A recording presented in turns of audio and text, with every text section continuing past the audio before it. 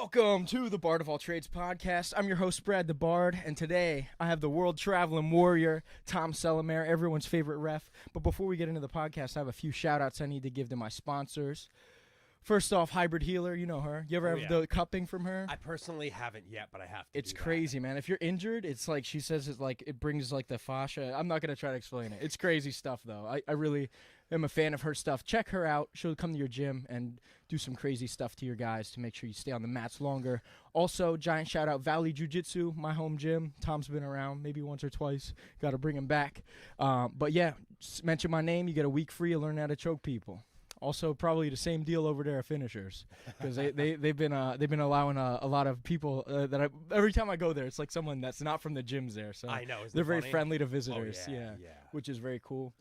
Additionally, Vedinian at adarkerlegacy.net. Make sure you guys check that website out for some cool horror, sci-fi, and creative writing action. It's very cool stuff. And finally, B&B Media. If you need your stuff filmed, especially jiu-jitsu, hit me up. Hit the team up, and we'll get it done for you. And finally, a last shout-out to my Patreon sponsors, Sam, the big one out there. I have to give him an extra love for the tier that he's in. And there we go, man. Thank you for being patient with that introduction. It's a pleasure. I'm getting better at that every time. No, great. No, it was great. Yo, so we're just coming back from Europe. Oh, yeah. And just got our black belt. My God, Tom, you've had so many accomplishments. It seems like early black belt Tom is a big fan of the triangle choke. What's going on? Dude, it's so funny, man, because I've been talking about this with a couple people and that, I've been doing this for 9-10 years, and I've never triangled anyone in competition. Really? Until November. And now you got like, didn't you get like 2 back-to-back, I've gotten though? 2 in the last couple months, Yeah. and it's funny because now all of a sudden everyone's like, oh, Tom with the triangles. I'm like, I was never that guy. I was never that guy. I was always just like leg locks. And now all of a sudden it's like it's all kind of coming together. Yeah, man. It really is. I was doing some crawling on your Instagram. I'm a big fan of the you have like a guillotine that you're calling like the Miley Team or something. Yeah, like the that. Miley Team. Yo, tell me about that thing, dude. You had the one video you had. I was just looking through. That one's the one that like perplexed me the most. I'm like, why is this like this guy's like stuck? You had one arm on him, and then you ended up like getting him in like a scarf hold to finish it. It was exactly. Weird. So it's a regular guillotine grip, almost like if you were in mount with a one-handed guillotine, and I keep the other hand in as an underhook on the opposite side, so I can keep you flat, so you can't turn. And then that's what it is. Is I use this as I'm pulling up on the head. I can get a lot of tension there, but then when I switch my hips and go to like the full scarf hold, like you said, it gets really, really nasty, dude. We ended up working that in 10th Planet Newton one night, and I can't remember exactly which part it was, but we were doing that move, and then Randy added a couple details in with what you're doing with your thumb and how you're flexing the hand to make more tension on the neck, and then that's kind of where the name came from. That's why I call it the Miley Team, because it's from Randy Miley, who just won her match at Finishers this weekend. We're going to have to talk about all that, too. That for sure, man. You were reffing this weekend? Yeah, me and Renee reffed everything. Yeah, that's awesome, man. Yeah, I wanted to make it down there, but I ended up getting caught up with some stuff. I know my team did some pretty good stuff out there. 100%. Yeah, 100% your team did. I reffed all of Andrew's matches. Yeah, it was probably pretty all right, dynamic stuff. Yeah. Tell me a little bit about it, because I actually haven't even heard it from him yet. I know he started he's making a decision to start lifting soon. Is he? Which is something like he's never been doing before. So I'm like, look at this fucking guy making a decision. Yeah. So let's talk specifically about Andrew's matches. Right. So his first match, he faced a guy from 10th Planet Montreal, and he ended up hitting a flying triangle. A flying triangle that I technically should have stopped because he stood all the way up with him. But I wanted to let it go because we're a pro tournament. We can't be stopping submissions and stuff. But I've been watching a lot of videos of dudes getting slammed recently. And it's really scary. So it's like, but let me ask really quick. What's the worst thing you've seen as you've been reffing? Like, you ever see someone do like a Kane Basami that blows a knee out or something? No, I haven't seen that. But at Finishers, a kid got slammed this weekend, and I felt this really, weekend. Yeah, nice. I was reffing and a kid got slammed. I felt really, really bad. But to be honest with you, I haven't really seen any terrible injuries. I would say probably the worst thing, because I haven't reffed anyone that got something broken or something snapped. But one of the worst things I remember seeing was when Damian Anderson hit that Kimura on Richard Alarcon at Emerald City, because he ripped that out of bounds, and it wasn't his fault, but they landed on his hand out of bounds. Yeah. And it was so brutal. Yeah. And Alarcon was just like, yep, that was fine. Like, he didn't care at all. He was not upset about it, but that one was really nasty. Yeah. I was just like, I think the one that like goes down in history from Emerald City is the Gianni Rippo versus oh man, Ellis. yeah, Canada. I That didn't one was ref rough. that one, but holy crap, Yeah. that was Yeah. Ellis. Yeah, that was that got memed everywhere Yo, for a I while. know. Dude, it was interesting. They were talking about there was another one of those that happened like recently where someone just like, you know, out of nowhere just ripped it. a heel hook, and someone on like Reddit was talking about it, and they were saying like the other time this happened like this year was with Gianni Grippo versus Ellis Caradag, and the popular hashtags were Grippo, and like Yeah. they were like listing Grippo. it was Yeah. rough, yo. But yeah, Ellis seems to have rebounded. He's been training with you guys and Yeah. stuff, man. He seems like Well, he's back on it, man. He's at the competing. vault now. Oh, is he now? He's at the vault. Damn, yeah, man, yeah, he's yeah. jumping all over the place. Yeah. No, I'm happy for him to be Yeah, there. yeah. I was like, the vault's definitely a great gym. Yeah, They've got some he's got a really bunch of good friends guys down there. there. Yeah. I know, like the Lyons brothers are down there. Yes. Yeah. Yes. And it's funny because I feel like, I mean, I think the vault has maybe been open for like a year or two. I'm not entirely Yeah, sure. I guess so. I think that's about right. In that range, right? Yeah. But the main thing I was going to say was I've seen that they've been taking a lot of guys in because I know John Lyons didn't start there. Yeah, well, the Studio 84 like shut down. Yes. Resulted in a bunch of guys going there. Steve Joachim is like one of my is he there buddies too? there. Yeah, he didn't goes there realize now, and he actually lives pretty close to there. I wonder Does if he's closer to there than he was to Studio. But yeah, I know Steve's there, and he seems to be adapting well to those guys. Yeah, No, I'm glad for him. Mm-hmm. Definitely. Yeah, Steve is one of those guys where like I see him around sometimes, and I never really go much farther than like, oh hey, what's up? But like I've reffed a bunch of his matches. Yeah. I've reffed a lot of matches. Yeah. I've reffed like a lot of almost everyone's Yeah, matches for on this real. side. Yeah, It's you like, know everybody. Yeah. Well, it's like, you know, between finishers, Emerald City, ADCC trials. Yeah. It's like it's been a lot, man. Oh, we got a comment from a mutual friend here that told me he would tune in really quick. Yeah, I can see it from here. So he's got a question right here for you specifically, but then God. we're gonna go into a potential little rendezvous that we're all gonna have for the next UFC event. He just told me about this, too. He just told me about this. But he has a question for you. Jewish Better here. Asked Tom about the story when the guy challenged him at the bar to a fight with his girlfriend and backed out like a bitch. Oh my god, dude. This is such a funny story. So I was a brown belt for maybe like a year or two. Man. And yeah, like I Dangerous. had said, I was out at this bar. Yeah. And this dude I don't even remember why he was talking shit to me, but he was. And Yeah. I remember I was just like, I just had enough of it. I was like, bro, we could fight like in 15 minutes. We're right near my gym. I'm like, I could bring you to the gym. I'm more than happy you could settle this on the mat. We don't have to fight on the concrete. So him and his girl were like, yeah, let's go fight. Oh my god. I had my jiu-jitsu bag in my car. So I'm not gonna say which gym it was because I don't even think I told the person that I went to the gym and did this. But yeah, I bring him in, and the second I bring him in and he sees the mats, his face just goes like emotionless. Like he just realized like, oh, I just committed. This myself wasn't to a some lie. shit. So I give him the waiver. I'm like, here, you go ahead and just read through this. I'll be back out in a second. So I go and get changed into all my gear, phalanx, rash guard, looking all badass.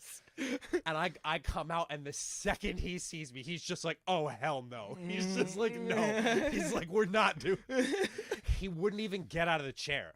I'm like, come on, man. I'm like, just sign the paper. I'm like, I'm not going to hurt you. I'm like, just let's go ahead and do it. Let's just settle the I'm like, score let's here. He wouldn't get out of the chair. He's like, no.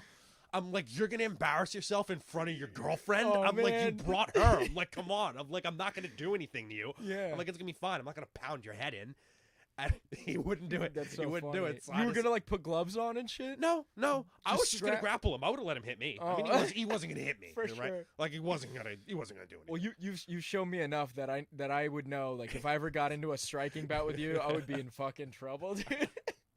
Like, oh man. I've never even done, MMA or any of that, but I also understand, like, if I can control, your hands, like, exactly like the video I did last time. I love that double, like, the underpass, and I can grab the hand and whatnot. Like, I don't know. And it's against someone who doesn't know what the hell they're doing, I'm not worried in the slightest. Yeah. I'm really not worried. Yeah. But it was just so funny, man. I was like, why is this guy trying to, like...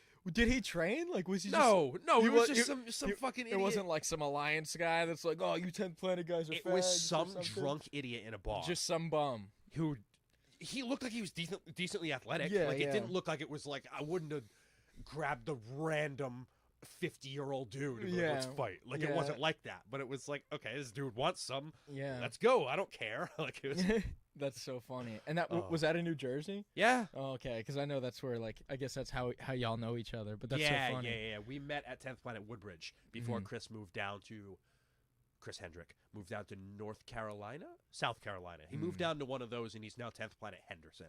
Yeah. I Mhm. know of this man. I hear many things about this Chris Hendrick. I hope He's to the meet him man. one day. Yeah, he's the man. I've only heard good things about him. Mm-hmm. But yes, we got this UFC event coming up in Texas. Yes. And Yes. I guess we'll have to like share a hotel room or something. We're gonna for have to this figure one. something out. Yeah, man. Yeah. It's But pretty sick. Yeah, we've been talking about that since I was out in the UK. Yeah. It's like, I think it's gonna be so much fun. I've never been to live MMA before. Yeah. So. Yo, I have been to like CFFC stuff. Oh, really? I saw like That counts. a Pat Sabatini fight. You know who that guy is? Oh yeah. Of yeah, course. yeah. Yeah, of course. He's like a Philadelphia guy. Yes. But yeah, he's pretty crazy. Good. He's a really talented guy. I think he's won all of his UFC fights so far. Oh, he's in the UFC now? Yeah. I did not know he got all the way bumped up. He has Shit. he has at least 2 fights in the UFC. That's crazy. least. That's awesome. Yeah, man. yeah, I'm yeah. really happy he's Yeah. doing big things. Yeah. When yeah, I yeah. first started my podcast, I wanted to have him on, and he said he would do it, and he went I'm dark sure on he's me, so man. I'm busy. sure he is. I'm sure he's so busy. I'll find you one day, Pat. Don't hurt me, but I'll find you. But yeah, that's sick, man. So you've never seen it, and we're gonna go do it live. So how do you know the Jew? How do you know Zach? So we met at 10th Planet Woodbridge, like I had said. Okay. He joined, I think, right before I got my brown belt. Mm-hmm. So we've known each other for probably like 3 years now or so. That's cool. And, That's cool. I yeah, think about yeah, the it's- same. I've known him since COVID started. Really, I met him in the Black Basement with Matt DeVore and those guys. I was just about to bring that up. Yeah, for sure, Mhm. man. But yeah. Like, so tell me a little bit about the travels and stuff, Oh, man. man. I want to know like what did you do while you were in the UK aside from like dominate most of the shit you were doing out there? So 90% of my time there was spent at Chris Reeves Academy with Ashley Williams and the Dreig crew. Mm-hmm. We would train every morning, and then you get like a little bit of a break in the afternoon, and then you'd be there all evening from the kids' classes until the end of the night. Yeah. The way I had kind of done it this time was I would stay with the closer most nights, so Ash and the rest of the guys can go home. So I'd be there until 8:30, 9 o'clock at night. Then we'd leave and be back the next day. And Yeah. dude, it was just so great being in a routine like that. Because like I love my training out here, Yeah. but it's such a long drive for me to do everything. It's a 15-minute drive over there. You wake up, you go there, you're there for 2 hours, leave, come back. You can do 6 hours in a day there. It's not a problem. Like, for me to Yeah. go back and forth It's and an stuff, ordeal for sure. Yeah. huge. Yeah, it's not very fun. So like when I'm out here, if I do 2 a day, I have to go to somewhere close and then somewhere far. I can't really drive back and forth like that. Yeah, But that makes sense. but yeah, man, it's like we ended up competing in Wales, England, and Ireland while we were out there from November to December, and yeah, we kind of killed it at everything. What's like the COVID situation for the competitions out there? I know like here, no one's really wearing a mask at a jiu-jitsu Right. tournament So in Pennsylvania. Yeah. Anyway, I've heard other things from other. So places. when we did Polaris in November, they Yeah. were very specific. So on paper, they were Mhm. very specific about their mask rules. No one cared in the venue. Yeah. No one cared a single bit. I was like, oh, great. Mhm. Grapple Kings in Ireland, exact opposite. Like it was so funny. Like they would every couple like matches, they'd be like, "Put your bloody mask on." It was so funny. The accents. I was dying. Yo. I was like, well, it was so funny because when we were in Ireland, we were 8, 9 people Yeah. deep, and they would check your vaccination everywhere you went. Wow. Every restaurant you went into, right? So the way they do it out here, you know how here we have like the CDC vaccination card. Yeah. They have an app. So it's an app with a QR code, and that pulls up all your vaccination info. And if your app don't scan, you're shit out of luck. It's not like, oh, our scanners don't work. It's like, you're not getting in. That's So- crazy, yo. So there was a couple times where like 5 of us would scan fine. I'd show my vaccination card. I'm fine. One person wouldn't scan. Oh, sorry, your whole group isn't getting in now. It was oh my god, dude, that's ridiculous. And I was in Puerto Rico recently, and it's similar there, dude. Like they really need you to verify that like you have a test or you're vaccinated everywhere you go. It's pretty whack, to be honest. Yeah, I get it, but it's like, man, come on. It's just like we don't have to talk about COVID for very long, but I feel like everyone that's getting it is fine. Yeah. I don't think it's... Have you gotten it before? Yeah, I had it less than a month ago. Yeah, dude, I've gotten it, I think, maybe... I know I got it once at least, but I think I've gotten it twice now. Really? I don't know, man. Yeah, I tested positive a couple days after Christmas. Yeah. So up until like January 3rd or 4th, I was locked in. Yeah. And it was fine. I was really tired. Yeah. But outside of that, I felt pretty good. Yeah. I mean, it was like a cold, man. It's like, I don't know. And after I'm scared about what it's doing to the world more than I'm scared of what it's doing to the people around me. You know what I mean? Exactly. Yeah. But yeah, it was kind of okay after 5 weeks of all the craziness to come in and just like relax for like 2 weeks. For sure. Yeah, like, okay. You need that reset. I was like, this is fine. Yeah, exactly. Wasn't the worst thing. Yeah, that's sick though. But after Grapple Kings, we had the British Open, which was kind of cool. But it was funny because it was like the British Open was the 19th, a couple days before Christmas. Yeah, yeah. And we were all like, so every time I've been out there, we're always so focused. And this was the first time where I've been out there and we just started like fucking off and drinking. Yeah. Like, okay. A whole bunch. Yeah. So by the time the British Open came up, we were all just like, yeah. We didn't really care anymore. Yeah. So it was like whatever. Just pull out all your signature move. We were all hoping it was just gonna get canceled. Oh really? We were like, can the government just like make the restrictions like worse so this just gets all canceled? Of a sudden, we're like, please. It was so like funny, man. Like we were just, it was funny, but Yeah. it ended up being a good thing because those matches I ended up getting more lessons out of than the Polaris and Grapple Kings, which I won. Oh, it was a good thing. Yeah. It was like but yeah, man, I just love it out there. It's so much how fun. long were you out there? 5 weeks, 5.5. Damn, dude, you were out there for a yeah, while. man. I got a lot of travels coming up this year too. Yeah, I got a lot of stuff planned. What are you looking forward to the most? Ooh, all right, so I'm gonna go through my list of things with you that I got so far, right? And now some of these things probably should be a little confidential because I don't have everything immediately like, fully set in stone. So I'm kind of like, I don't want disclose it with confidence. Yeah. But these are the things that I have planned at the moment. Mm-hmm.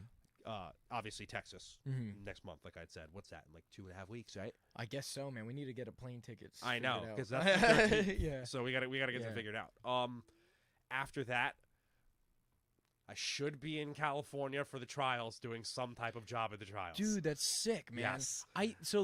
While you're on that topic, I was talking to Sam McHale a little bit ago, and to be qualified as a ref for ADCC, you have to go through like some certification process. Can you tell me about that? Are you certified and everything? So I feel like I brought this up to you before, but I'm curious again. Like, so the main thing is that Mo / whichever other referees that he trusts the most have, I don't want to say an orientation or conversation because I don't really think that's the best word, but when I refed the East Coast trials, I basically sat through probably close to like 5 hours of rule conversations before I got a certification. So we basically had multiple rules meetings. One would be just with the refs. One was refs and what's the word I'm looking for? The athletes. Yeah, okay. We did a couple different ones. So if you were reffing, you had to sit through all of them so you understood everything well. And that was basically our certification. I'm sure if you do them during a time period where it's not the day before the tournament, it's probably a little different. Maybe, it's sit down. Maybe there's some other things. Yeah. But I don't really know about that because I only got asked about it less than a week before the tournament. So it was like, so maybe mine was a little rushed. But I felt more than confident after, 5 hours of rules. Yeah. Meetings. Like the ADCC rule set is very specific on a lot of things. And if you don't study it, you're probably just going to mess things up. Yeah. But and that goes to athletes too. But yeah, I was very confident with it. Yeah, that's sick. So I know like the general like how it breaks down from like the no points to points thing like halfway through the match. What are some like really interesting like minute details that you can tell me about the rule set? So maybe I don't know. A big thing is that if the bottom person doesn't accept position, like on a takedown, for instance, you don't award points yet. So let's say you get taken down, right? Let's say you get taken down into the guard, but you're shrimping backwards and you're putting posts in and you're still moving. You don't get anything. It has to be 3 full seconds of control without any type of, discrepancy before something is actually scored as points. Interesting. So that's what it is if you're still trying to move, you're still trying to move backwards, points aren't scored. So you could potentially be on the bottom for 15, 20 seconds as long as you're still moving. Like open guard, like playing butterflies and stuff. Yeah. Like, it's still not an actual takedown. Yeah. But so that's also a discrepancy too. If you started playing open guard, you've accepted bottom position. If you were to continually try and get up, that doesn't count then. Okay. But you've accepted bottom if you started trying to play like a single leg X or something like that. You've accepted the bottom position. Yeah. I hope that kind of makes sense. Yeah, no, it definitely, like, it clarifies it 100% in my head now. I felt like, as long as you're playing some sort of, like, defensive thing. But no, as long as you're scrambling to get out in some capacity. If you're trying to stay neutral. Yeah. But if you've accepted the bottom, you're on bottom now. Yeah. But that's what it is if you're trying to be neutral, then it's still neutral. Yeah. Until they hold you down. Yeah. So how do you get in to become an ADCC ref? Honestly, dude, they call you. So no. So what happened is shout out to Jay Regobudo. Jay Regobudo hit me up. I've worked with him in a lot of tournaments now, right? He's commentated basically every finishers. He comments every Emerald City. He commentates everything. Yeah. So he's one of the best men in the game. I've gotten to work with Jay a lot. We became pretty cool. And yeah, he hit me up before the East Coast Trials, and I was signed up to compete. And he was just like, "Hey, man," he's like, I think it was all the European refs got stuck, so they needed more people, and Jay thought I would work well for it. So yeah, I was able to get that. Yeah, that's basically where the story goes to. That's so cool. Jay Regobudo is one of the head refs for them now. Yeah. So no, that's awesome, dude. Jay's the man. He's always about trying to get people. In my experience, like everyone that I know, they're like, "Oh yeah, dude, Jay's like the man. He's helped me X, Y, or Z way." Oh, he's 100% always that the guy. man, dude. No, I love that guy. Yeah. He's and he's so knowledgeable. Yeah, dude. And humble as fuck, dude. Yeah. And when he commentates, he can really give the information in a way that anyone can understand, even like someone who doesn't do jiu-jitsu, whether it's a person's parents or a regular spectator. You just give the link out to someone. Hey, watch me compete. One of your random friends could understand what's happening, which is really nice. It's not anything super crazy. So there's a reason I tell everyone he's the best in the game. When like if a promotion asks me like, "Oh, like we want to do like commentators," I'm like, "Well, Jay Regobudo is the best one, but I have some other recommendations if you can't afford him." Dude, I saw this video the other day on YouTube. I don't even think it was one of his students. I think it might have been like one of the other Renzo Gracie students that he knew, so he just coached them at a Naga. Yeah. And it had like 100,000 views on YouTube. I don't know why. But there were so many people that were just like bashing Jay's coaching. What? Because if you've ever seen Jay coach, he talks a lot. He gives a person a lot of like feedback. I like that personally. It's great. Yeah. It's great. But these people were like, "I wish the coach would shut up." And I wanted to be like, "Yo, shut your fucking mouth." For real, bro. Be like, "Don't you disrespect my boy." Yo, for real. Yeah, I was like, dude, people say anything on the fucking internet. I don't even read half this shit anymore. Yeah, dude. Right? I gotta check like Mike Tyson's comments. Everyone's probably like, "Shut up, bitch." Yeah, I'll fight you. Yeah, for real. Be like, "Yo, that man will kill you with one hit." Yeah, dude. it's like, "Yo, watch your mouth." For real, like, man. Dude, there's so many people out there that like if they would never say that shit in person. So I just don't understand. Like, I don't understand like what suburbs they grew up in. Like their basement dwelling ass bullshit, man. The internet doesn't make anything better, I don't think. Yeah, dude, it's cool because like you get to meet people and like bridge connections. Yeah. But man, it's such a great tool for like bullshit. Like, have you heard about these things where like if you have like a really popular like Instagram handle that's like, let's say it's like Tiger, just the word Tiger, right? Like that's probably pretty valuable to somebody, right? Or like maybe it's like, like that's your whole handle. Like Jay Smith, you know what I mean? Like that's it, you know what I mean? These people, what they're doing. They're going in and they're going in and doxing you if you don't give them the handle. They're like, I want to buy it off of you. Like, I'll give you like $1,000. Let me get this handle. Like, I want this handle. And you say no. So then they start like releasing they'll like DM you your like house, like and where you live and all your phone number and all this shit. And then like another thing they'll do is what they've been doing is like they start sending pizzas to your house. Like, they'll order pizzas near you and send them to it. Yeah, dude, this shit's fucking insane, man. That's so crazy. That would annoy me so much. Dude, for real. Over an Instagram handle. Yo, for real, dude. Like, and then, like, what happens is like sometimes you know what swatting is? Oh, you yeah, used of to do the course. gaming thing. Yeah. So that's when like the government will get involved. But if you're just sending pizzas, like They won't do anything it's about too it. small It's too for harmless. Fed, but it's too like weird for like local government to care. So it's just this like gray area of like annoyance. Oh my god. Yeah, it's That's just so crazy. Yeah, fucking the internet's wild, dude. Yeah, No, it's I've seen one of the reasons I don't put like my full name out there. It's probably on anything. smart. Yeah, Mm-hmm. Yeah, I remember the first couple times I watched some of those swatting videos. I was like, dude, that is crazy. it's insane, dude. Like, I couldn't even imagine, like, you have headphones on, and then a dude just is putting a gun in your face. And it's like... I've heard some bad, like, there's been swatting event, like, John's, where the dudes get killed. I wouldn't shock me. Yeah. Well, yeah, because crazy, that's what man. it is they call the cops, and they're like, oh, yeah, this dude just shot someone in the head. Yeah, And it's and just- there's gasoline everywhere. Like, Yeah. I've listened to some of the calls, Yeah, dude. yeah, It's it's crazy, like- man. He's covered the house in gasoline. He said he's going to kill cops. Oh, man, God, yeah. dude. And meanwhile, you're, like, playing PlayStation. Yeah, the whole time. Yeah. Yeah, It's and the dude fucking- runs, throws a flashbang in your bedroom. It's Yeah. just like, It's like, oh. what the fuck, God, Yeah, please. yeah, exactly. You're fucking my It's like- KD up right now. Yes, I'm just playing Call of Duty. Yeah, for real. Oh it's, my it's God. fucking wild, man. I don't know. It's people need to really reanalyze the way that they use the internet. That's for sure. Exactly, man. Um, Like I basically only use the internet for like I just try and use it because I need it for like the job. You know Yeah, what of I mean? course. Like, Yeah, man. I talk to a lot of my students through social media. I mean, after like Polaris and Grapple Kings, I got so many like messages from Dude, I people bet, all over the man. world. You get privates and stuff when you were in Europe and stuff? Yeah, Oh, that's- like that's with people awesome, out man. there? No, I don't really do privates out there. So the Okay. thing is like I'm stepping into Ashley Williams' gym. Mhm. I'm not anything to those guys. Okay. So like I don't think it's right for me to go in and try and promote myself like that. You know what I mean? Like if I they get, want, yeah, I see what you I see what you're saying. because like yeah. Ash is so much better than me. Like he'll just like hold me down and watch other people roll while he's beating me up. Yeah. So like if you want info, you go to them. You know what I Yeah. mean? You go to him and Josh and Chris Reeves. Chris Reeves has been a black belt since like 2007. Like he's Yeah. been a black belt like 5 years longer than I've been training. Like Mhm. so like don't get me wrong. People like to come to me and ask me questions about rubber guard and maybe some like specifics. Yeah, stuff I mean, about your game. yeah, like I'm a decent like locker. People ask me about that and stuff, but like no, I always say like I'm a visitor. I'm learning. Now when I was out there last time, I did get to coach a good amount of times.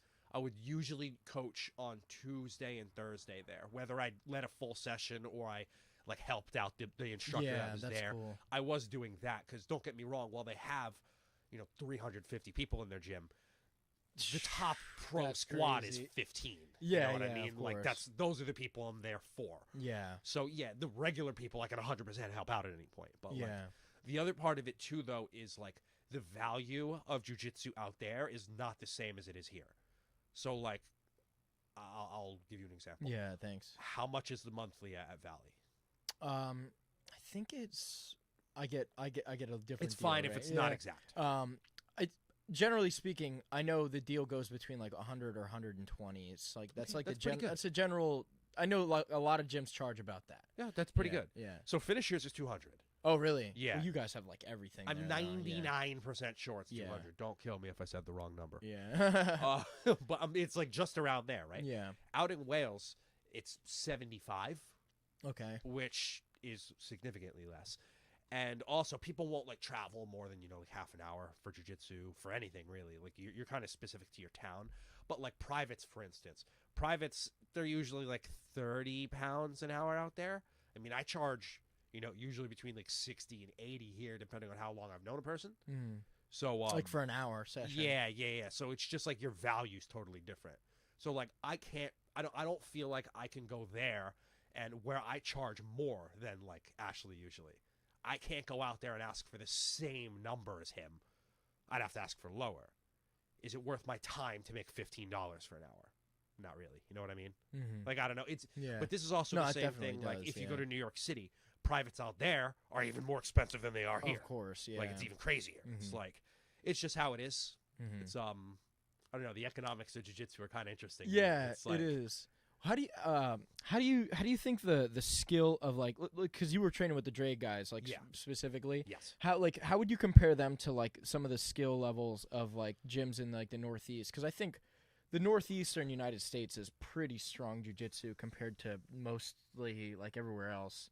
Like mostly, like you know what I mean. You got some really strong guys with like the Daisy Fresh. Like you have the famous groups, like in Texas and then California, but it's pretty weak. Like, oh man, Tom's about to start shit talking the US go. guys. All right, let's get it. So we get into this conversation a lot out there. Out there, ask, yeah, like, they want to know how would we compare this? Yeah. How would we compare that?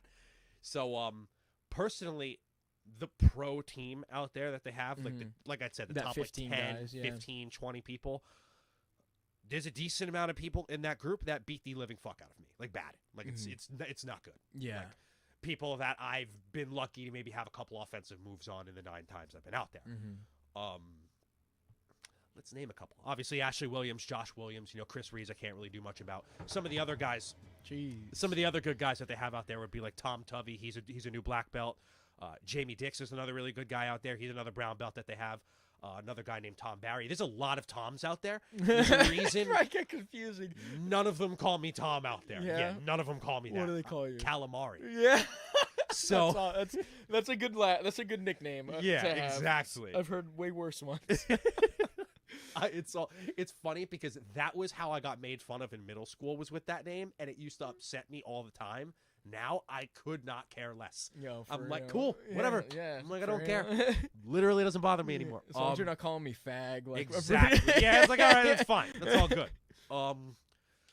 So yeah, it's like, so let's just say it this way, right? At the trials they had there in Europe, they had 3 guys make it to the semis or the finals, right? That guy Tom Barry, I told you, only lost to Oliver Taza by points. I think he lost by like 2 points or something. Yeah, like Taza's a beast. Yes. So I have a good feeling this time in the trials, he's probably going to do really well, or he's going to win it. He's probably going to make it to the finals, or he's going to win it, right? Ash obviously won it. Now they have a female black belt out there named Ashley Bendel, and she made it to the finals of the trials. She's really, really good. Like, I would love to see her face some of the girls out here. And it's funny because I've been asked a couple times. What's her weight class? 115, maybe Oh, it's like 125, yeah. maybe. Good matchup for Grace. They've asked me about this. Yeah. I haven't talked to her specifically about it, but I have a very hard time saying anyone has a good shot against Grace outside of Maisa Bastos, because they've had 2 matches and they've been very.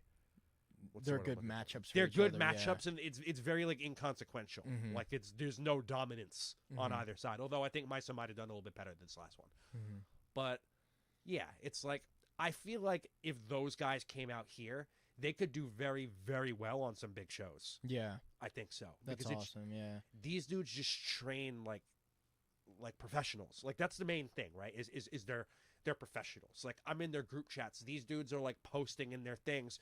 These are what my weights are right now for the week.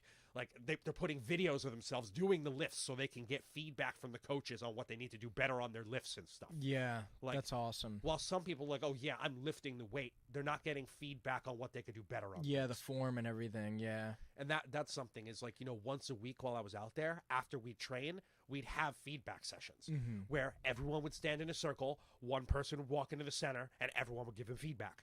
Whether it be, oh, I don't think you've been showing up enough, or you've been relying too much on this stuff, on these techniques, you need to branch your game out more, or, you've been doing great in the gym, but I think you've been doing a really bad job promoting yourself or your diet. You're not doing things like this, like whatever it is. Dude, that sounds invaluable. Like, to have a team like that, that's strong synergy shit. Well, dude, it's like, it's part of the reason why I go out there so much. Like, one of the things that I love now is like, I've known Ashley long enough where he will just tell me exactly what he's thinking directly to my face, like tough love, and take it or get upset about it. I don't really give a fuck. Dude. Yeah.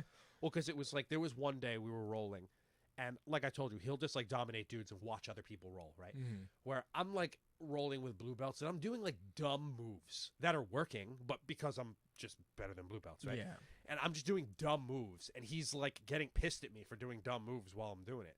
And even though I got like 15, 20 submissions on the day, he's like, this was the worst day I've ever seen you roll. He's like, I don't even know what the fuck you're doing half the time. He's like, you're just throwing random bullshit out. He's like, yeah, it's working, but you're never going to do any of that. He's like, you basically wasted the whole day. And I was just like, I didn't even think about that. It's like, I really did waste my whole day. It was like, it's, man, that's crazy.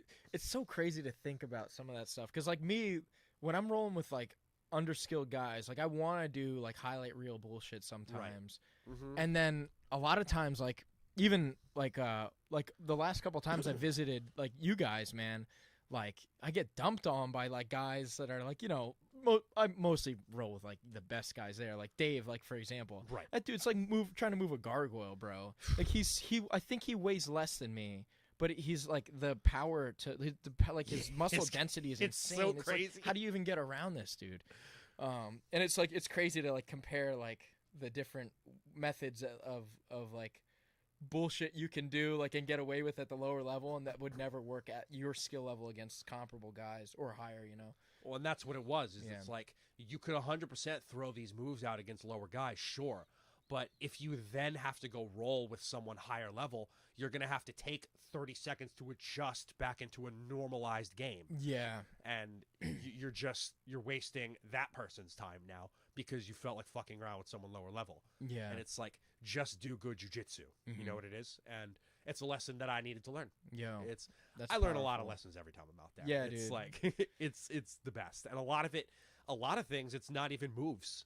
A lot of times it's not moves. It's just like life lessons and stuff like that. Yeah, like, oh, stuff crap. that like meta adjustments. Exactly. Like, that's super cool, man. 100%. Man. I think that was a big thing for me, like in my like around the COVID times when the Black Basement guys were together, man. Like because of like where my life was at the time, the BBC, that had me like because I was so like lost in my life because I'd lost my job. Like I didn't know what to do, and then jiu-jitsu was like a thing to get good at. And then like it was such a good like reason to go after it with these guys that like do it for a living, you know what I mean? And like I'm just honored to be in the room, you know what I mean, kind of thing. And I kind of want to talk about your game, like while we're on the topic, dude. Like let's do that. Dude, and then let's look at some of the, because I think there's another question we got a bunch. Yeah. But keep going. I see. So I don't know if we've rolled before like this month. Before this last. Yeah. And man, like I was watching like some of your Instagram stuff because there was certain things I experienced during our roll that I also saw on Instagram. Oh, did you really? And dude, you have this trigger reaction thing. Like when someone goes for something, myself included, you have an answer very, very fast, and it's like, fuck, how did I get here? Like, how did you get? I wonder, like, how did you start to develop that style? Because like that Miley Team thing that you did was the same. The way you sprawled, exactly. You sprawled right and then right into the punch of that choke, and I was like, dude, like you did shit like that to me when we rolled. It wasn't that specific move, but there was other things like I'd go, you know, for X thing, and then you had an answer, and I'm like, fuck, immediately. Yes. So a big part of that, man, is just being in these spots like a bajillion times, so that way you kind of understand, okay. Where I'm just going to give this example, right? Let's say we're in single leg X. If I peel the foot, he's going to go to regular X. So I just know what the next thing most likely is. So as soon as I get that inclination that that's where you're going, I'm throwing that thing up. So just as an example, right? My Polaris match. If you watch my Polaris match, it was very, very boring until I triangled the guy. But the guy went for a cartwheel pass. And I love the cartwheel pass. So the second he put his hands on the ground, I knew where his body was going to go. So I just spun there and threw my legs up in the air. And I knew where his head was going to be. Sniped it. Exactly. So that's exactly what it is. It's a lot of times just doing the same things and knowing your game enough to know how people are going to try and counter it. Because I'm a very long person, right? I use frames very well, and I'm very distanced. So you have a lot of space you have to claim before you're going to have any type of control on me. So where do my hands go to make sure I can keep that space? Okay, how are you going to try and get around these things? That's kind of what I use. And like I said, I've been doing this for 9 years. I've been doing this, at least 5 days a week for 9 years. So it's a lot based off of just timing. It's the same thing like you could close your eyes and play a guitar. It's not an issue for you because you know exactly where your hands go. Yeah, exactly. Yeah, that makes a lot of sense. I love it when people put stuff into context like that. Yes. I remember the first time my cousin played a guitar in the dark in front of me. I was like, that's bullshit. Yeah. I was like, that's a recording, right? I'm like, you could just not see it and do it. I'm like, no, it doesn't make sense. Yeah, you're just playing by feel. Do you ever like close your eyes and roll? All the time. Yeah. So one thing that I have one student who had her cornea torn from a finger, and she during a match, during training. Oh man, during that training sucks. And that was probably close to a year ago, and she still can't roll. So, and even before that, I would always close my eyes if my face is in a spot where your hands might end up.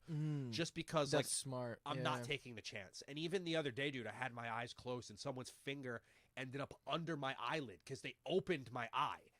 And I was like, you motherfucker, your finger's on the inside of my eye. Yeah. I'm like, but, it's the same thing. Like, I always roll with a mouthpiece now. Like, I just don't take chances when it comes to, like, anything it's here. Not worth it. Because it only needs to happen once, and it has to be an accident, and then you're just messed up forever. Like, I specifically with the mouthpiece, I had a kid who, big, like 250-pound white belt, and I'm on his back, right? And my head is on the bottom side because I have, like, the weak side seatbelt. And this dude just reaches back and just grabs my head and pulls it underneath him and the mat, and all my teeth ground together, and I like chipped a couple of my teeth.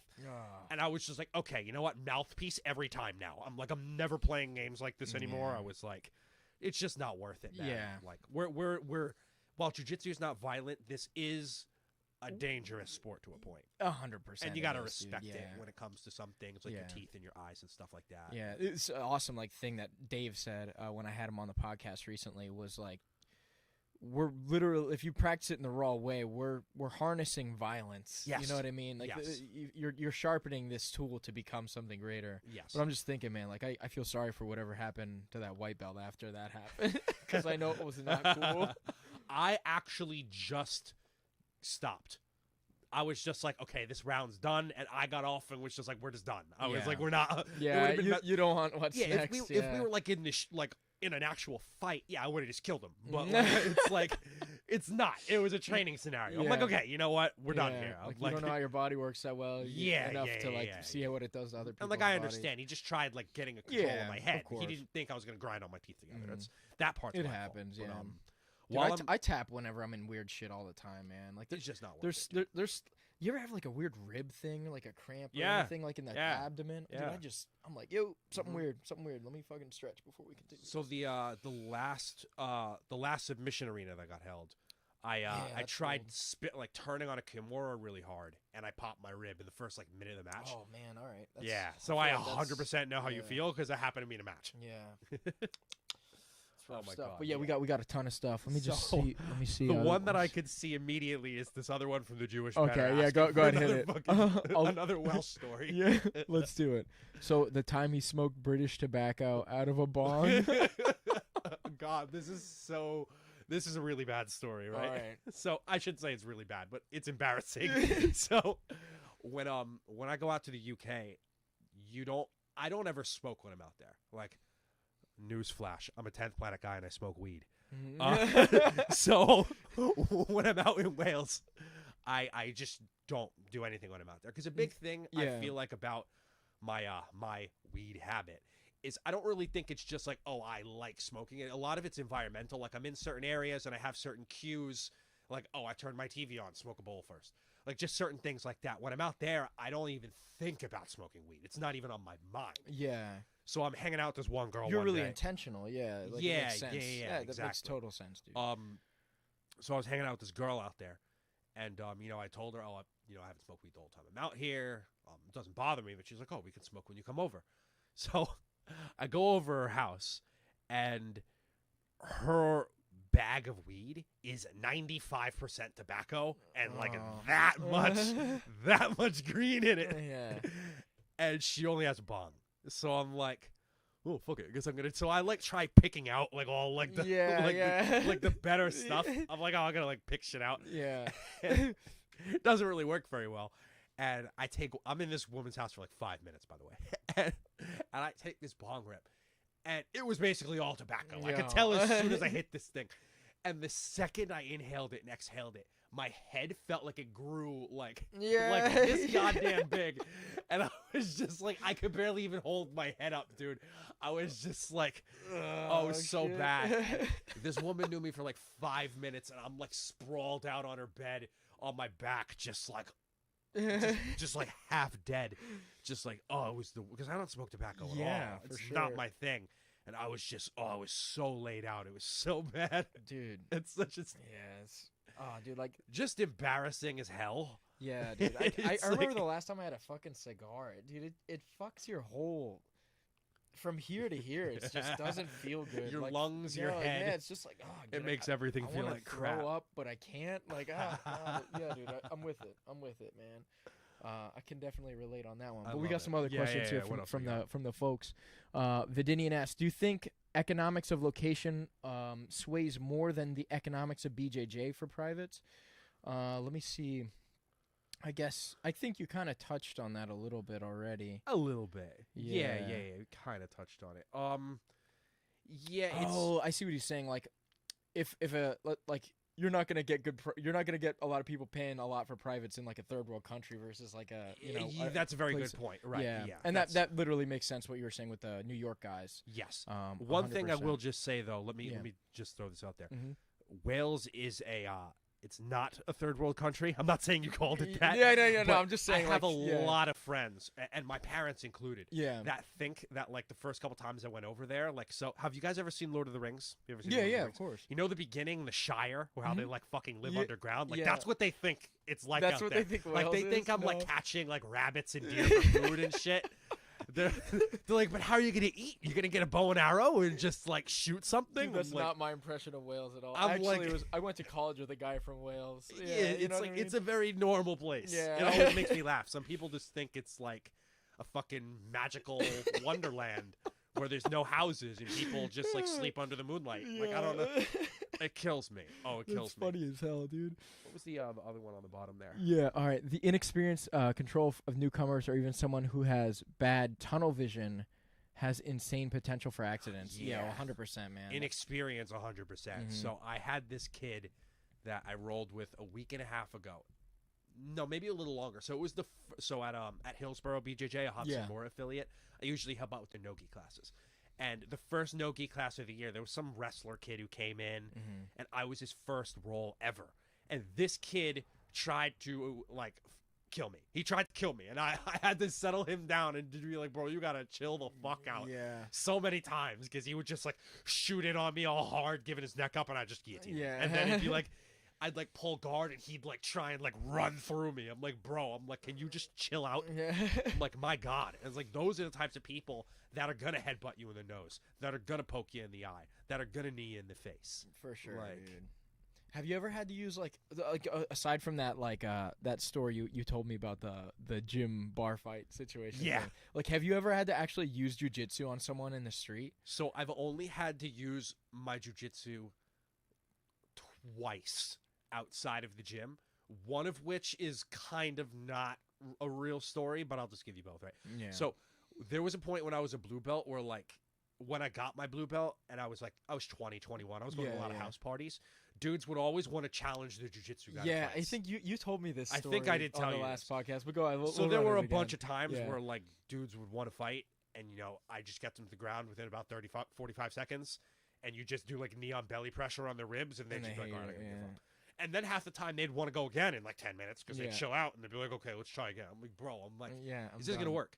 But the only time I ever had to like actually do it, this guy, Kate, I don't even remember the context of why he was fighting me, but this dude came at me and tried to just get like a big old like head and arm headlock. He should have just tried to punch me. But he tried to get a big old head and arm headlock, and it just kind of like stepped behind his legs, dragged him to the ground, ended up in side control, stepped into mount, and then I just like smothered him with my forearm. Yeah. And I was just like, all right, like it's good. Yeah. Like even a blue belt, I feel like is just so much better than 95% of people in the world. Yeah. That it's fine. Like you're all good. I remember like when I was in like the middle of my blue belt career, I was just trying to figure out like what is the easiest way to do like really stylish bullshit moves on like bad people that don't know what they're doing. And I remember like there was some time where I was just like getting really good at firemen like takedowns and shit like that. Like on like white belts and like people who are new, like I could just hit it on them, but it was like when I would try to actually be good at jiu-jitsu, like it rings true to like what you were saying about like the British guys. It's like that shit's not real. Like that's not gonna work in actual jiu-jitsu context. Exactly. It's like, don't get me wrong, there's some dudes out there that can do the firemen. Yeah. But it's like the normal ass person ain't gonna go out there and just flip a dude over their head. You know what I mean? For sure. Like singles, doubles. Yeah. Those were all good. But there was funny. There was this guy on Polaris. His name's Owen Livesey from 10th Planet 10th Planet. Carlson Gracie Hull was a school. I almost said 10th Planet Carlson Gracie. I don't know what the hell I'm talking about. But this dude on Polaris, I think he was the match right before me. This dude fireman's this guy like all over the place. And he was trying to throw him off the mat and stuff too. It was so funny. I was just like, yeah. I'm like that dude's about it. Yeah. Like, That's his game. Yeah, like that dude's all about it. Like that Bruce Lee quote. Yeah, but that's practice.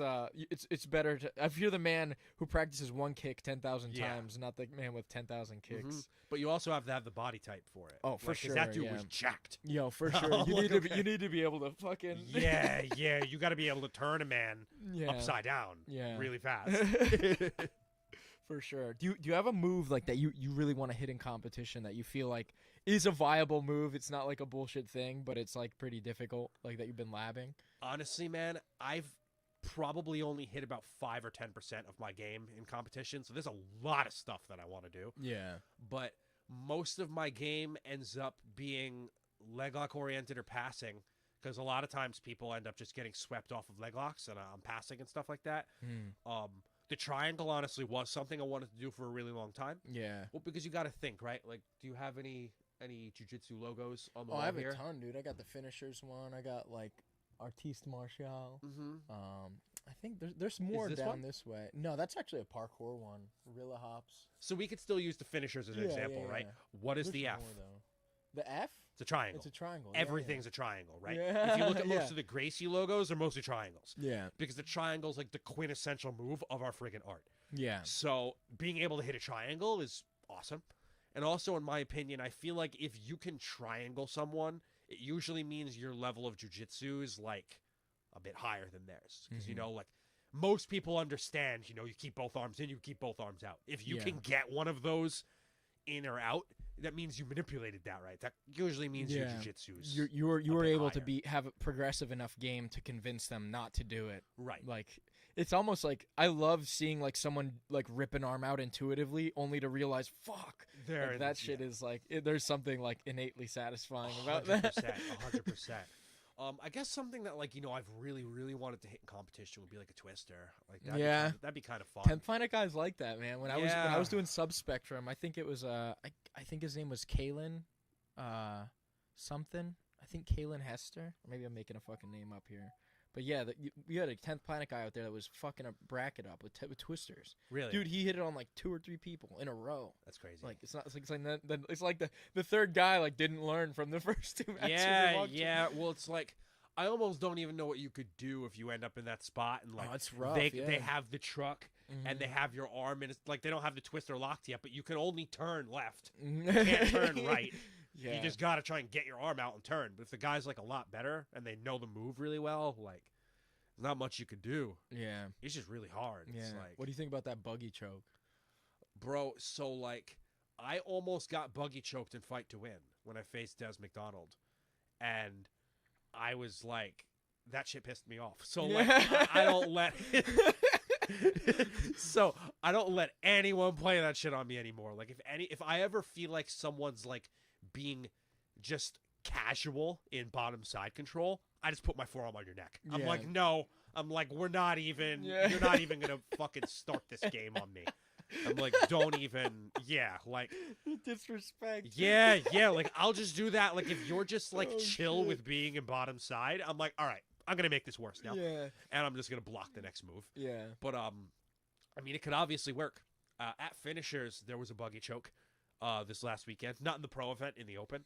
But then there was almost a double buggy choke in the open, too. Like, dude used buggy choke to counter buggy choke. He did. But the dude let go when he felt the second one coming on. Oh, man. But we were all going crazy. Yeah, it was just that sounds epic. For anyone that's watching that doesn't know what a buggy choke is, essentially it's almost like a triangle from bottom side control. Yeah, where you're using a leg and an arm instead of like 2 arms or 2 legs. Exactly. So essentially, it's the same concept where you're putting pressure on both carotid arteries, but it's just fucking weird. Yeah. And like I feel like your body type needs to match the opponent's to even puzzle piece that shit together. Yes. Yeah. It's a very odd move. Yeah. It doesn't work all the time, but if you're really good at it, you can specialize into it. but like you're specializing into a very niche move because you're in a very bad position. Yeah. It's like you could also just get killed as soon as you let go. Yeah. So it's like For sure. yeah, but it's fun. Yeah. It is super cool. It is a Yeah. super cool move. I tried to set it up one time, and I don't know. I'm like, I got old man knees or something, but I was just like, God, this hurts to even set Yeah, up. well, because the angle makes a big difference. If you do it Yeah. from flat on your back, it doesn't really work. So like at the trials, we were all trying to figure out, me and the other refs, when it's legal to slam someone in a buggy choke. Because you can't tell what the grip is behind your back, right? Because it's the same thing. Like if you're in a triangle in ADCC, if they just have their feet crossed, you can't slam them. But if they lock the triangle, you could slam them. Interesting. I did not know that. Yes. So we were trying to figure out when it's okay because you can't tell what's happening behind your head in a buggy choke. So, quick question. Like, this is just random, tangential, maybe a little bit. If I have a body triangle from the back on you, can you jump back and like slam me like that? You'd have to be going for the RNC. Okay. You'd have to be going for the sub. For that guy to be allowed to. Yeah. do So that to on you. this one, I'll be 100% honest. Mhm. I'm not entirely clear on the rule on because Yeah. I'm pretty sure after the Rico Rodriguez and Marcelo Garcia thing, because that was exactly what happened, right? But he just had the seatbelt. Now, that probably shouldn't have been legal, but like you also weren't gonna DQ the guy in like the semifinal or whatever round that was. Yeah. So part of the thing that I'm doing before the trials is a bunch of study sessions. Yeah. So I have a bunch of things planned. So if you want to get back to me with that question in March, Yeah, I got you. I'll have a legitimate answer for you. For But sure. I'll be 100% honest right now. I'm referee class C Oh, of okay, ADCC okay. trials. I didn't make the rules. I just learned them a bit. But one of the things that was kind of cool about the trials too, though, is that the referee doesn't call points or anything like that. The judges call that. Yeah, so there's different separation of duties. It was good yeah. because then the referee's job is specifically monitoring the match and the positioning of the guys and their safety, as opposed to like having to be like, oh, I have to also do the points at the same time. It was kind of nice. Yeah, for But, sure. The trials rules were so fun because it was like one of my favorite things was like we weren't going to stop a match unless you tapped verbally or physically. Like you could yell, scream in the arm bar. I didn't care. I'm like, that's fine. Yeah, you can bitch and moan all you want. You can cry, let your shit break. I'm still not going to stop it. Like you had to tap. Yeah. I was like, oh, okay. That's hard. I'm yeah. like, that's great. I'm like, that's great. So I'm literally just like hands off. Like, yep. Damn, dude. Hands off. That's epic stuff. Oh yeah. We went on like mad tangents there. I and know. feel like, I don't even remember where yo, we started. I know a long time ago we were talking about your travel plans, and I kind of Yes, want to go yes, back into okay. that. Thank you. My Yeah, bad, yeah, yeah. dude. So I hit up. I had said about April about Yeah. doing something with the trials. That was the last thing I had said. So if things go the way I had planned on going back to the UK sometime mid-March. But then this thing with the trials came up, so that's going to push me back a little bit. I'm assuming I'm probably going to end up being in the UK most of April, most of May.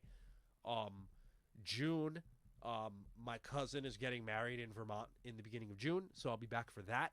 And then, now this one isn't 1,000% verified yet, but I should have a seminar on an Air Force base in Anchorage, Alaska. Oh, dude, that's sick. How Yeah. I got to know the backstory behind. That's a little bit this of a one. crazy one, right? Yeah, That's a little yeah, bit of a yeah. crazy one. So Have you been to Alaska before? No. No? No. I've been there you? once. Yeah, it was for my one of my former military friends has the same birthday as me. Oh, really? And I was like, dude, I've always wanted to see the aurora. I'm like, well, our birthday is the perfect time to go do it. Like, let's go to. When did you go? Like, what time of year? In the winter time. Yeah, Okay, it was the yeah, winter. Yeah, my birthday's not in gonna be in the February. summer, so- Yeah, yeah. I think you can see the aurora somewhere in the summer. I think it's the south. I'm not It's gonna. probably I'm not even there gonna make because I this think shit they have up. 20 hours of sunlight. at that Yeah, time. yeah. It's like Yeah, I'm not even gonna try to pretend like I know what the fuck I'm talking about. Vedinian was actually with me, so maybe he can do some recon on that. Oh, really? For what months the shit was going on with. I'll answer that question in Yeah. a moment too. Oh, sick. Yeah.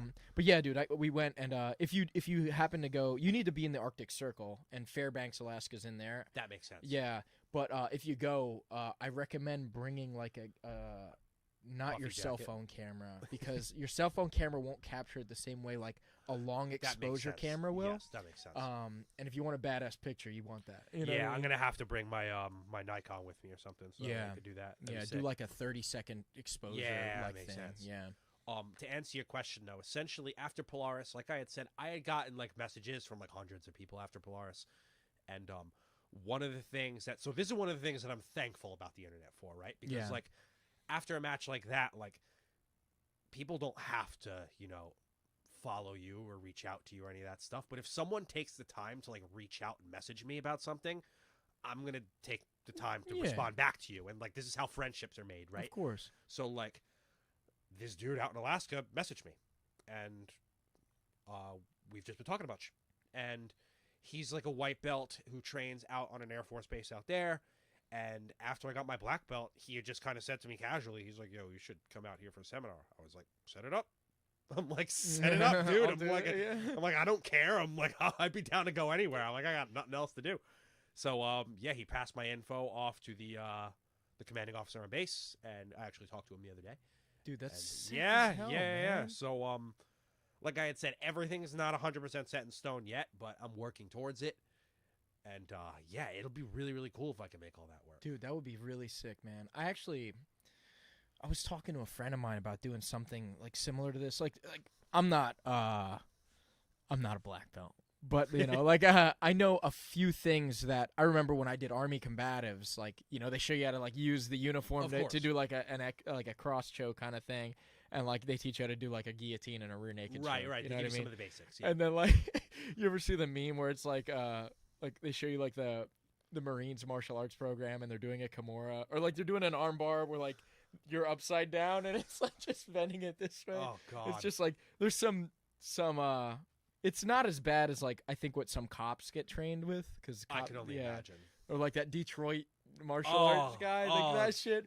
It's not that bad, but it's like I could teach them legit stuff that would be like, first of all, like you should be aware, in my opinion, like this is like some John Wick shit, but like if you're wearing boots, you should know what the fuck a heel hook is, because you are super susceptible to bad, that. You dude. are fucked if you get heel hooked. Did you see that video of those electricians like on a roof, and the dude heel hooked the other electrician? What? They're they were just dude, sparring, like, and he's they were got just boots rolling. on. Yeah, and I'm just like, oh rolling, man. I'm like, oh, it's they were fucking friends fun. though. Like they like Oh, got him yeah, afterward. yeah, Well, 100%. imagine an actual fight. I'd be like, oh God. That's still the type of situation where someone will get hurt. Like, Yo, you'll be, for sure. You'll be It's like, like, no, dude, my friend's gonna tap. Yo, for sure.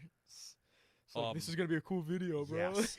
So I want to say Yeah. something about the Detroit urban survival guy, but I also want to. Yeah, sure thing. Let's what's address up? this. Is there a location that you haven't been to yet but are aiming to go? So for that one, and best time frame for Aurora is August to April. Okay, I'm gonna remember that. But to answer the first question, basically most of the places in Europe I still want to go to by all the other countries. So what I'm hoping is going to end up happening this year, either in the time frame that I'm in there between April and June, or maybe from the end of June to September before ADCC. I'm hoping that I can go to some places like France, Italy, Germany. You've never been there? I haven't. Wow, dude. Like, isn't it easy to get there, It's though? very from? easy. Yeah. Yes. So I could do any of these Yeah. things, right? The ADCC trials are going to be held in Moldova, so I am kind of excited to go there. As Sick. long as Where's Moldova? by Ukraine, so hopefully Russia doesn't fucking invade Yo, everything. for real, bro. Hopefully that doesn't happen. Oh my God, that's a whole other bag of worms. I don't know if I wanna open that one Exactly. right now. That's why I was like, I'll just throw that out there real gently. What else was I gonna say? But yeah, it's like you can basically get anywhere by train or plane there.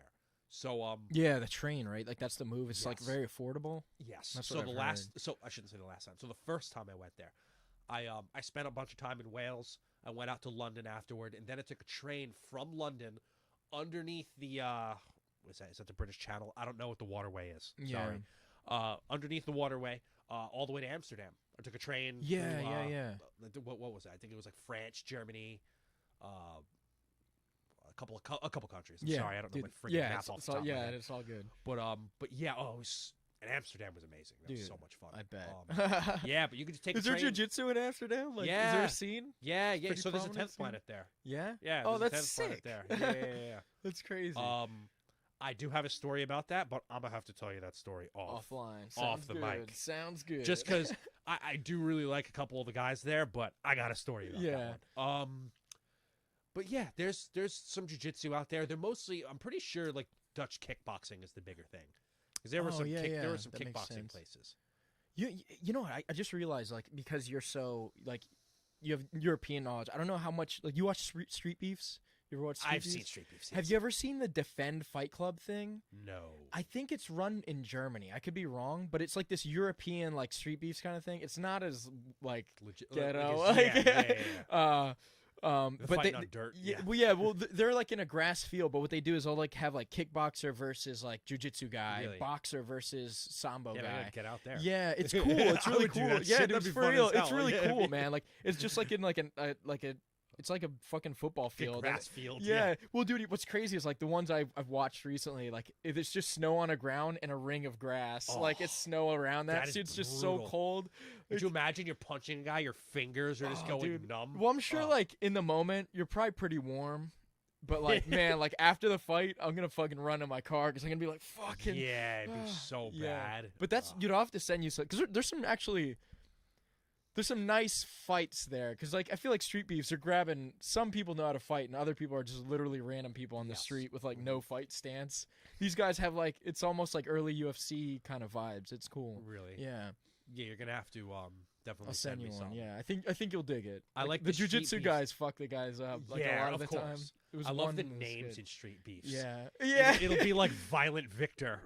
versus like my favorite one's the boxer that dresses like Dudley from Street Fighter. He like wears like the overalls and shit. What's his name? Ridiculous. It's like Fair something. Fair Play. Like it's like and Gash. Like, oh god, dude, man, there's some crazy, so funny. It's crazy fucking people in that shit, dude.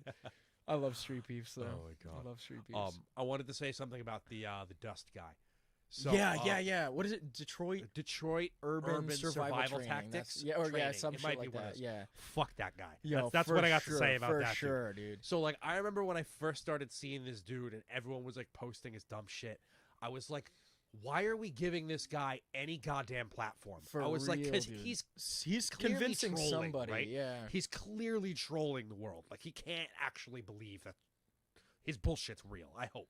And it's like, I feel like you're giving him. It's the same thing like when Craig Jones posted a thing about Gabby Garcia. Of course, they're not gonna have a match. Yeah, but you're just giving him the clout of it. Yeah, it's like you're helping him out. You're still. entertaining. The I'm idea like, of it. don't post it. I'm like, oh, it kills me. Yeah, I'm like, because you know that dude's made $1 billion off it. Oh, still. For sure, dude. And he probably has some like it's the same thing. Like it's like Dave was saying the same shit. Like if you can't pressure test like martial arts against guns very well. No. Like it's not really like there's like I've like trained with cops before that showed me some stuff that they knew. Oh, really? And there's some stuff that's actually like this makes sense because if you get the jump on the guy and the distance is perfect, like they have one hand and it's right here, you can get offline of the gun and disarm them easily. Right. The best thing you can do, here's my wallet, man. Yeah. You know what I mean? There's no fucking, you turn around and then kick the dude in the head when you grab his thigh. Like, whatever the fuck that is, dude. Oh, my God. I've watched some of the videos, and I'm just like, dude, like, you can't, like, I wish, like, there was one video where, like, I guess they had, like, CO2 guns that operated, but they didn't actually have a projectile. And, like, this dude's, like, it's like a leaked video or something, but, like, they shoot, like, he gets mad rounds off while the guy, the Detroit guy's trying to disarm him. Yeah. It's like, you're very dead, dude. Like, yeah, man. None of this shit's real. Oh, my God. It's scary as fuck, dude. Because, like, even some military stuff, like, there's certain things, like, it's not like, all right, we're going to start in a ring, and you're going to have a rifle, and I'm just going to be like, I have jiu-jitsu. Right. It's like, all right, if you come through the door and you lead with your rifle wrong, I can grab the barrel, and if I control that, I can, like, do something. Hopefully I have a fucking knife or my own gun to get, but... It's just one of the things I've thought about is if you're in like a military situation and you're fighting hand to hand, some shit's gone wrong. Dude, it's so funny, like dude. Something's gone really wrong. One of my buddies that's like really into it, he said like if he's ever in a situation where like it comes down to his BJJ, shit's gone way south. Yeah, yeah, exactly. He's lost all his guns, like, and everything. Man. Like, at that point, I don't even know if I'd be doing jujitsu to survive. I'd probably just grab a rock. I'd probably try to bash your head in with it. For real, dude. Yeah, fucking, like, I'd be employing my parkour black belt. You yeah, know what I right. mean? I'm not gonna be throwing the truck and trying to like. I'm not doing none of that. No, For real. no, I'm grabbing something heavy and I'm gonna go to town once I get control of you. Like, Yeah, man. But I will say, like, as far as things go, like, there are legitimate use cases for having like real martial arts training in like a police situation. You know what 100%. I mean? Like, I think I had a I think he's a brown belt on my podcast. That's a cop in New York. Trains with Sam McHale. Great dude. Oh, really? Tomas, actually. Is he a cop? He is a cop. Yeah. Mm-hmm. And and his jiu-jitsu super tight, and showed me some really cool stuff. Had some great stories of using jiu-jitsu in like real life cop shit. And it's like, he never pulled. He said I think he said he never had to draw his weapon once. Really? Because he's just so good at like verbal judo. Right. And like if he has to like get you down, like he'll just do that. Right. You know what I mean? You don't need the gun. That makes sense. Yeah, man. Mm-hmm. The confidence that you get from jiu-jitsu is like incredible. Mm-hmm. And I think there's so many gyms that have like adopt a cop thing too. Exactly. There's not really an excuse anymore for why like there's cops that don't train, that are on like walking a beat. You know what I mean? Like. It was funny. One of my students I do privates with. I won't say his name because I'm going to say the story, and I don't know. I probably shouldn't give too much info. Yeah. But he was telling me that he was in a situation like a month or two ago, where he was trying to like fight with this dude was like 300 pounds, and he's trying to arrest him. Yeah. And the dude ends up getting him down. He puts him in a lockdown, and he's trying to like electric chair sweep him this way. But as he's trying to sweep him this way, two bouncers are grabbing him and pulling him this way. Oh, so this dude's just like almost in an electric chair getting pulled multiple directions. That's fucked. And I'm just like, man, that must have been so hard to like explain on paper in the police report. For sure. I put in the lockdown. Right? Like, I went for my underhook on the leg and started sweeping him with the electric chair. For real. It's like, dude, I would love to see like a formal police report that has like very technical jiu-jitsu shit. Exactly. It's like, I had to employ the straight ashi to sweep him from. I would die. Yeah, some dudes use a single leg X. It's like, It was the only way. It was the only way, dude. Oh, had to get that sweep. Yeah. So, like, I had to score on him before he got it. Dude, you ever hear D-Boy's story of the dog? No. Oh, my God, he had to fight a dog? Yeah, dude. It's so funny. And, like, he told this story on my podcast, and he did it in the context of, like, a ref, like, coaching, like giving, because he's like, all right, so, like, the dog got me, he swept me, I'm down 2 points. Like, it's like, dude, the story's so fucking good. It's so fucking good. I'm going to have to find that podcast. I'll have to send it. Send me the number. It's so good. It's so good. I have to find the timestamp, dude, because it's, like, it's probably, like, top 3 things I've heard on my podcast. This is D-Boy's dog story. I know a guy down in Alabama who fought a pit bull. Oh man! And I think that it was a pit bull for him too. Really? It was some like dog you don't want to fuck with. Yeah, you know? big dog. Yeah. But it was funny because I was because he put the dog out. Oh really? And I was like, what'd you do? Did you get behind it and you RNC'd it? He's like, nah, mounted guillotine. I'm like, what? You must have been a big fucking pit bull, dude. I was like, you mounted guillotined a dog? I'm like, that's crazy. I'm like, dude. How does that even work? Dude, like, I like to play with dogs because I like try to figure out like if they get a bite on me, what do I do then? Like, do I like bulldog choke? Like, I see why they call it the bulldog choke because it makes sense that that's the thing you want to do. Because I feel like once you get a dog in a choke, not that I'm condoning choking dogs out there. Like, I'm playing with dogs. If we're getting attacked by a dog. Yeah. But yeah, like, oh man, dude. I don't know. Dude, getting bit like that is one of the scariest things for to me real. Because you're lacerated. You know what I mean? That's what it is. It's not the bite. It's the head shake. Yeah, That's what just tears you up. Yeah. And it's just like, if a dog grabs my arm like that, I feel like I would almost want to just go up with it. So that way the dog's grip hopefully works off. Yeah, that makes sense. Like it doesn't have a base to manipulate its head shit. Yeah, it can't keep it. It's moving its body if it's trying to use The those only thing it could do muscles. is grip tighter. Yeah. And then, like I do that and I don't know, I guess fucking start kneeing it. Yeah. Like, I don't even know. I'm like uppercutting it in the chest. Like, I don't even know. It's like, well, yeah, like find the kidney. Like, where is it? Oh, yeah. Like I don't even know. I was asking this question a lot on my podcast for a time, and like I was getting pretty like ridiculous answers. Oh, I can't wait. but I'm gonna bring it back up. Please We're do. bringing it back up because we got the dogs. Please do. Yeah, conversation let's here. hear it. What's the biggest animal you think you could take in a fight? Oh man, this is a good question. So I remember when I was younger, I used to think like up to like 100-pound animal. I felt like if it was to like jump at you, whether it's a dog or a cat, whatever, I always thought that like even if it got a grip on me, I thought I'd be able to just slam it on its head so hard that you could just like break its skull and kill it. Yeah. But like I don't really think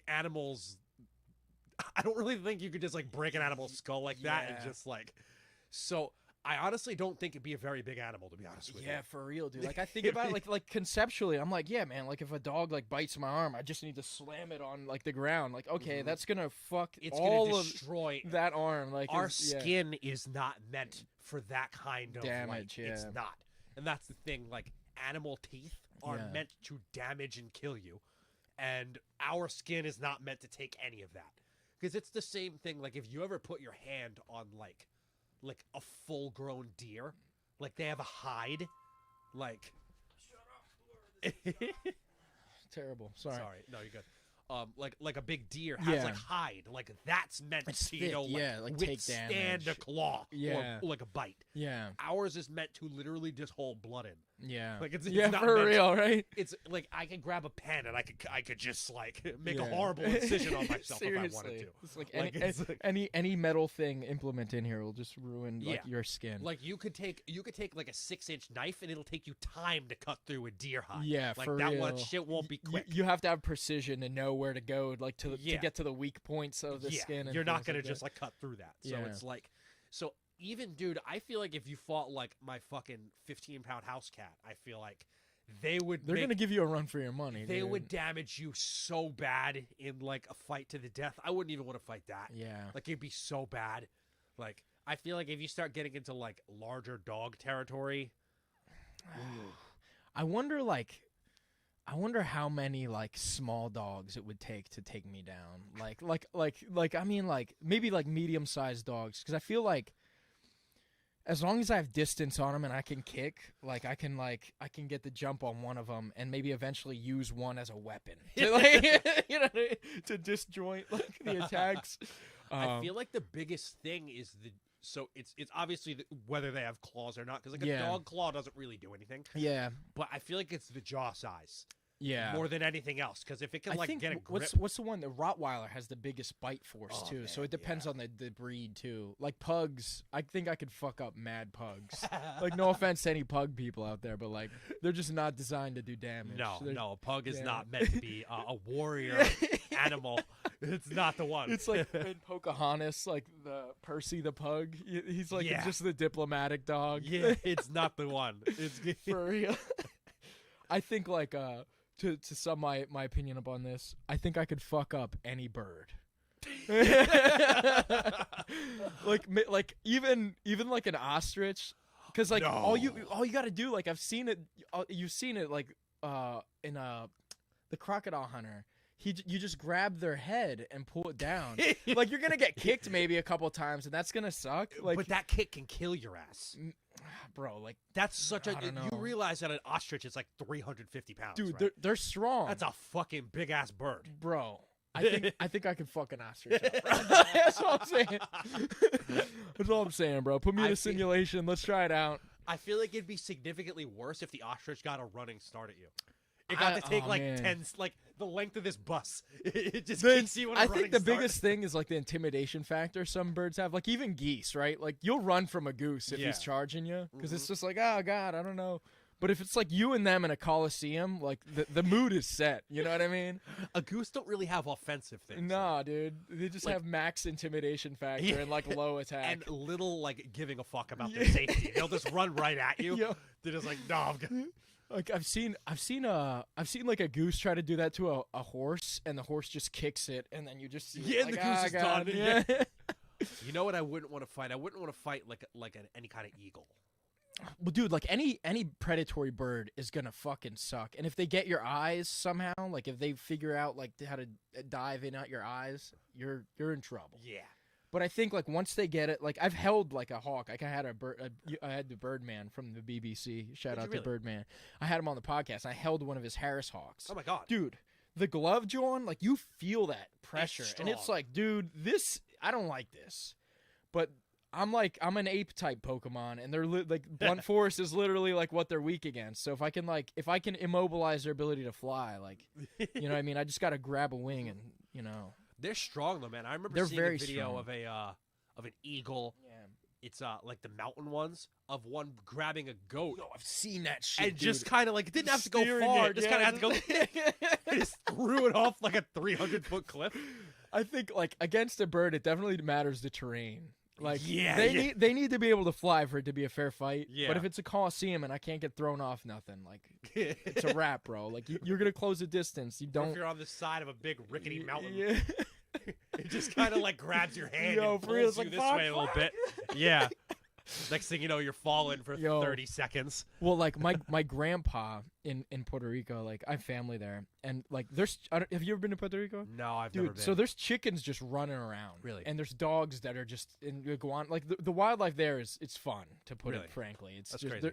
they're just doing stuff, and what he does, like if there's a chicken around and like they want dinner that night to be chicken, he'll catch it and just wring the neck. Oh God! So like I've seen birds get fucked up, and it's just like I'm just saying.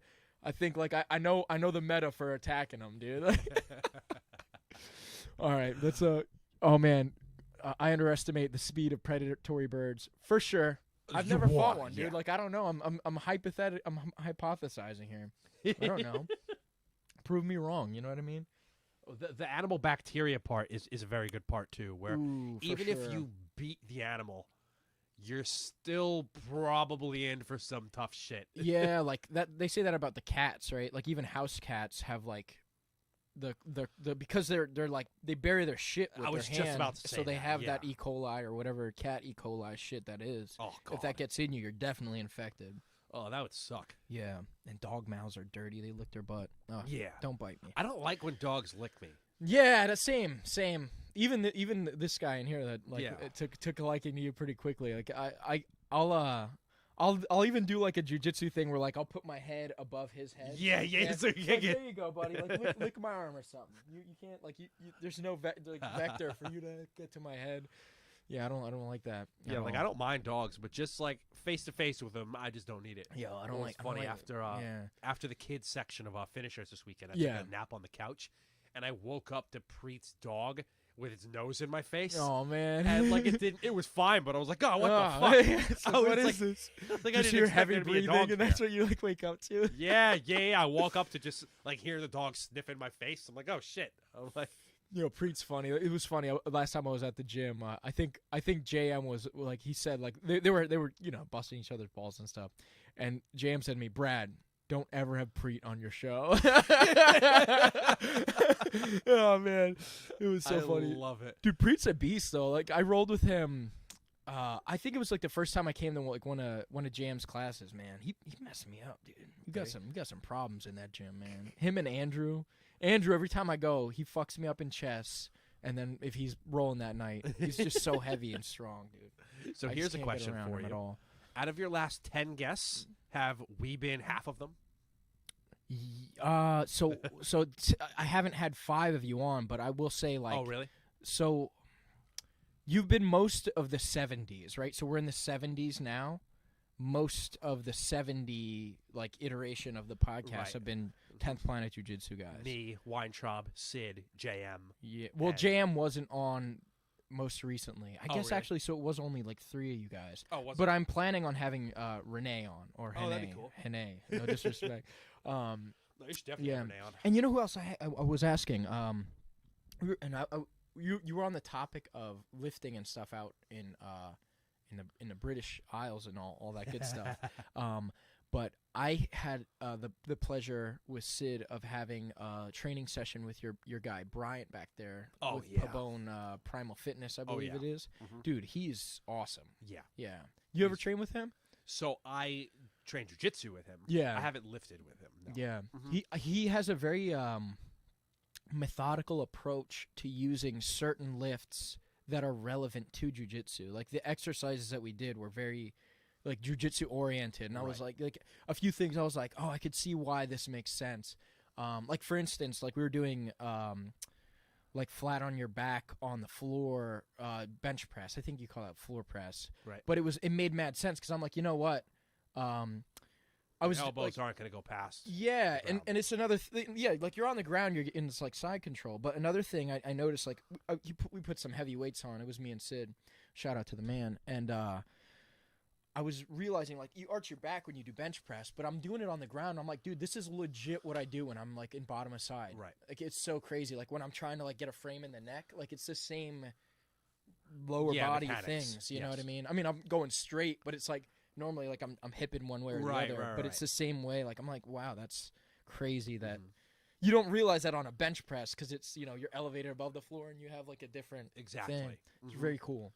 Yeah, it's totally different. Yeah. Yeah, because when you're on the ground, you're not going to be able to bring the bar to your chest. Yeah. Yeah, the most it's going to be able to go is here. And realistically, like, you're never collapsed this much on the ground in jiu-jitsu. Exactly. Yeah. Yeah, because there's never a time where the floor isn't. You're never, like, hanging off the mat. Unless you have some really fucked up like Fuji or zebra mats and you're in the crack. Yeah, oh god, dude.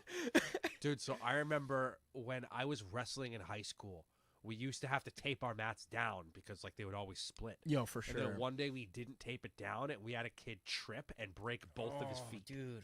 He broke both. I don't know if it wasn't like a twisted ankle like bad, but I definitely like rolled my ankle a little bit on some shitty mats before. Really? Like, just because they had, like, a soft spot. It's like, what the hell, dude? Like, you should put, like, a tape thing there, like, at least to, like... Yeah, make it obvious it made at least. It made me mad, dude. I was like, come on, man. Like, that was such a... I wasn't even training that day. Like, we were filming something. I won't be specific, but it was, like... That pissed me off. I'm like, dude, what? Like, oh, God. How do you have like, this is so bad for anyone, like, ramping up for comp that's doing, like, good wrestling. Yeah. You have a bad, like, stance for a moment or even, like, getting taken down badly and, like, asking for trouble, dude. Yeah, man. Getting taken down like that's the biggest thing. Like, falling weight. Tripping into, Falling body weight's the worst. It is. Like, there was the other day, I had a guy, like, trip and fall passing my guard and headbutt me in the face. And I was just like, bro, I'm like, come on. Yeah. Like, can you just, like, keep your weight in a spot where you can actually hold it? Like, yeah. What are you doing, man? Like, I'm like, for real. Oh, it drives me insane, dude. Dude, like, I've done, like, crazy, like, dumb stuff to people, but it's like, I never try it on people I'm not really intimately knowledgeable about your game with. Yeah. Like, even with you, like, the first time couple times we rolled, like, I was throwing like some of my things at you, but like most of the rolls, like let me feel you out. Like how like, is Comp Tom showing up to this roll? Like, yeah, we're not throwing fucking flying kimuras. And stuff exactly. In the first minute of a roll. Yeah, for real. It's like, you know what I mean. I don't know, man. Some people, it's like you're saying, like that, like the wrestler guy. Yeah. It's just going 100 the whole time. Like, it's funny. Like Andrew. We'll say this often. Like, if a guy's visiting the gym and you're like saying Andrew Coachell, right? Yeah. Sorry. Yeah. Cockle. Yeah. Last time. But we'll have like guys that'll visit sometimes, and it's like a friend, like someone's friend will come, like, oh yeah, we used to do like wrestling in college, and then like they'll say something cocky to Andrew, like, oh yeah, like no one can like do this to me. So he'll gather like the color belts and be like, yo, fuck this guy up. Yeah. Give it to him back. Yeah, for real. It's like I don't like, because he doesn't want to be the one, right? Because it's like obviously the coach is gonna like give you the grease, but he tells us all like, all right, yo, yeah, like, you guys open up. Green light. Green light, exactly. It's like it is funny because like a lot of those guys, they're not coming back anyway. No, but the ones that like are looking to train, like we humble them pretty quick, and then like. What I like to do with newer guys who have like potential, so I'll be like, yeah, man, like, stop letting me guillotine you when you go for your wrestling shit. Like that, you need to keep this you gotta keep in your the head armpit down, instead of like going down. Like, it's so, dude, jiu-jitsu is so fun because of like that humbling factor. You ever watch Bully Beatdown? Yes. Dude, that's what got me into like wanting to do martial arts. Dude, I fucking love that show so much. That is pretty funny. Yo, it's so funny. Like I used to love to watch like the like cocky dudes just get trashed by like Jake Shields is like one of my favorite guys. Yeah, to fight some bad guys. Yo, too. for sure, dude. That's like, so funny because I can only imagine like being the bully and you think you're gonna just fight some like amateur MMA fighter, and then they're like, "Oh, sorry, good fucking luck." Yeah, for real. Dude. You're just like, "Oh man," it's like, yeah, we'll see what happens. Yeah, dude, I remember like the one that they had like they had a girl on. Oh, and she just got mossed by like the karate hottie. Oh, like Michelle really? Watterson, dude. It was so bad. Oh man, that is terrible, dude, for sure. It was just this chick that was like picking on like her like other employees at the job or something. I'm sure it's like MTV like fucking like Hollywooded the shit out of that show up. I'm sure some of the stories were just fake. Like Yeah. the people were like, "Oh, just be the bully." Yeah, for real. Yeah. You sent some video. Yeah. Oh, look at you, dumb bitch. Yeah. It's like, Smacking like yeah. It's you like, retard. Like yeah. Let's get the toughest guy and see if he can fight someone. Yeah, for real. I loved that show so much though, man. I loved watching like the some of the guys would like get like hit so hard like that they'd throw up afterward. Oh, yeah. It's like, "Oh, here's your money." Yeah, You just get moshed. Oh. But that's good shit. Let me look at the time really quick. I just want to be aware. So it's 3:40. I think we start around like 2. Just wanted to let you know about that. no, cool. What time's your class tonight? 8. Oh yeah. You do the late night class. I do late at So Bethlehem. how long you been teaching at the finishers location? So I probably started teaching there 2019. Oh wow, okay. So Yeah. you've been in there. Yeah, because before I started teaching, I probably spent like 8 months to a year just learning how people teach things before I actually jumped into it. Yeah. Because like the first couple times I taught, dude, I didn't know what the hell I was doing. Yeah. It was like I didn't understand how to express, angles. I didn't really know how to talk about that. There were a lot of times where like I wouldn't be like, oh, right hand goes here, your left hand is going to control here. This is what you're going to be doing here. Your hips are going to turn this way. Like I didn't really do any of that. Yeah. So I spent some time learning, how to do that. Between Zach and JM and my friends out in Wales, I got a pretty good way of doing that. And yeah, I really enjoy it. Yeah. It's really, really good. I think you're pretty good at it, man. Like Thank you, bro. the way 10th Planet guys approach like the 10th Planet system too. It's pretty different than other things that I've seen. Like how can you explain it to someone that maybe like has never gone to a 10th Planet gym but it's like, experienced in jiu-jitsu? Like you have like the like M1 or whatever, Like how does the system work? So essentially the 10th Planet system is broken up into our 10th Planet warm-ups, right? Now, most 10th planets that you go into will have the 10th Planet warm-ups written somewhere on the wall, or they'll have, sheets with it or something, or most people also use the 10th Planet warm-ups app, where essentially the 10th Planet warm-ups originally started as warm-ups you do in the beginning of the class before you went into technique, has slowly progressed into essentially the 10th Planet curriculum. Yeah. So if you practice all the moves in the warm-ups, and I'll give a little bit more of an explanation in a second, but if you were to practice all the moves in the warm-up and you were able to get decent at all the moves in the warm-ups, that means you're probably a purple belt by that point. Like you're probably pretty decent if you can do all the moves in the warm-up. Yeah. Like to this day, I can do everything in the warm-ups pretty well, but like someone couldn't be like, "Oh, what's C3?" And I know what that is. Like I don't, unfortunately. Yeah. I just don't study it that well. Yeah. But as soon as someone gives me like, "Oh, you start with this," I'm like, "Oh, I could run through the yeah. entire sequence for you. I Yeah. literally don't need you to say anything else." Yeah. But I just don't know them all by letter, unfortunately. But Yeah. it's just laziness on my part, unfortunately. But yeah, so essentially it's all broken down into things like, A1 will, or sorry, warm up A will all be one position doing a bunch of things. Like A is the spiral guard, for instance. Warm up B might be, all top half passing. Warm up C could be X, whatever it is, right? So you get warm up A, and then you have A1 through 4. So A1 might be so A1 actually just starts with us practicing inversions. Yeah. Going from our butt inverting over to our butt, right? A2 is us doing the inversion from our knees. So, we put our knees on the mat, we put our shoulders on the mat, we roll over, and we end up back on our knees.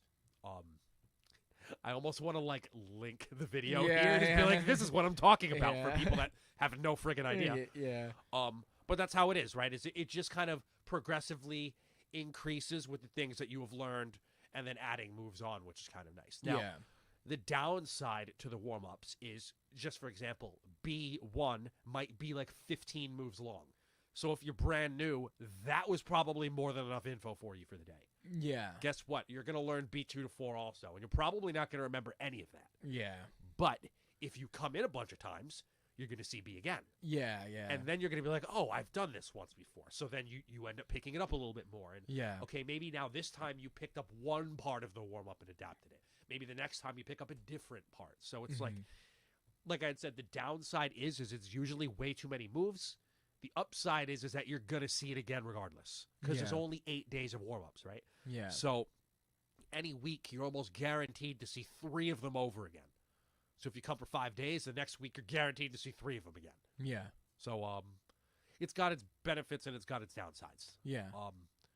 But yeah, I still think it's a great system. Yeah, yeah. No, it's really cool. Yeah, I remember I was at one of like the classes recently, and he was saying stuff, and I'm like, oh, I don't know what that means. And Dave's like, no, just do this. I'm like, oh, okay. And like he's like, just go in this position. We'll just drill this. I'm like, oh yeah, that makes sense. Right?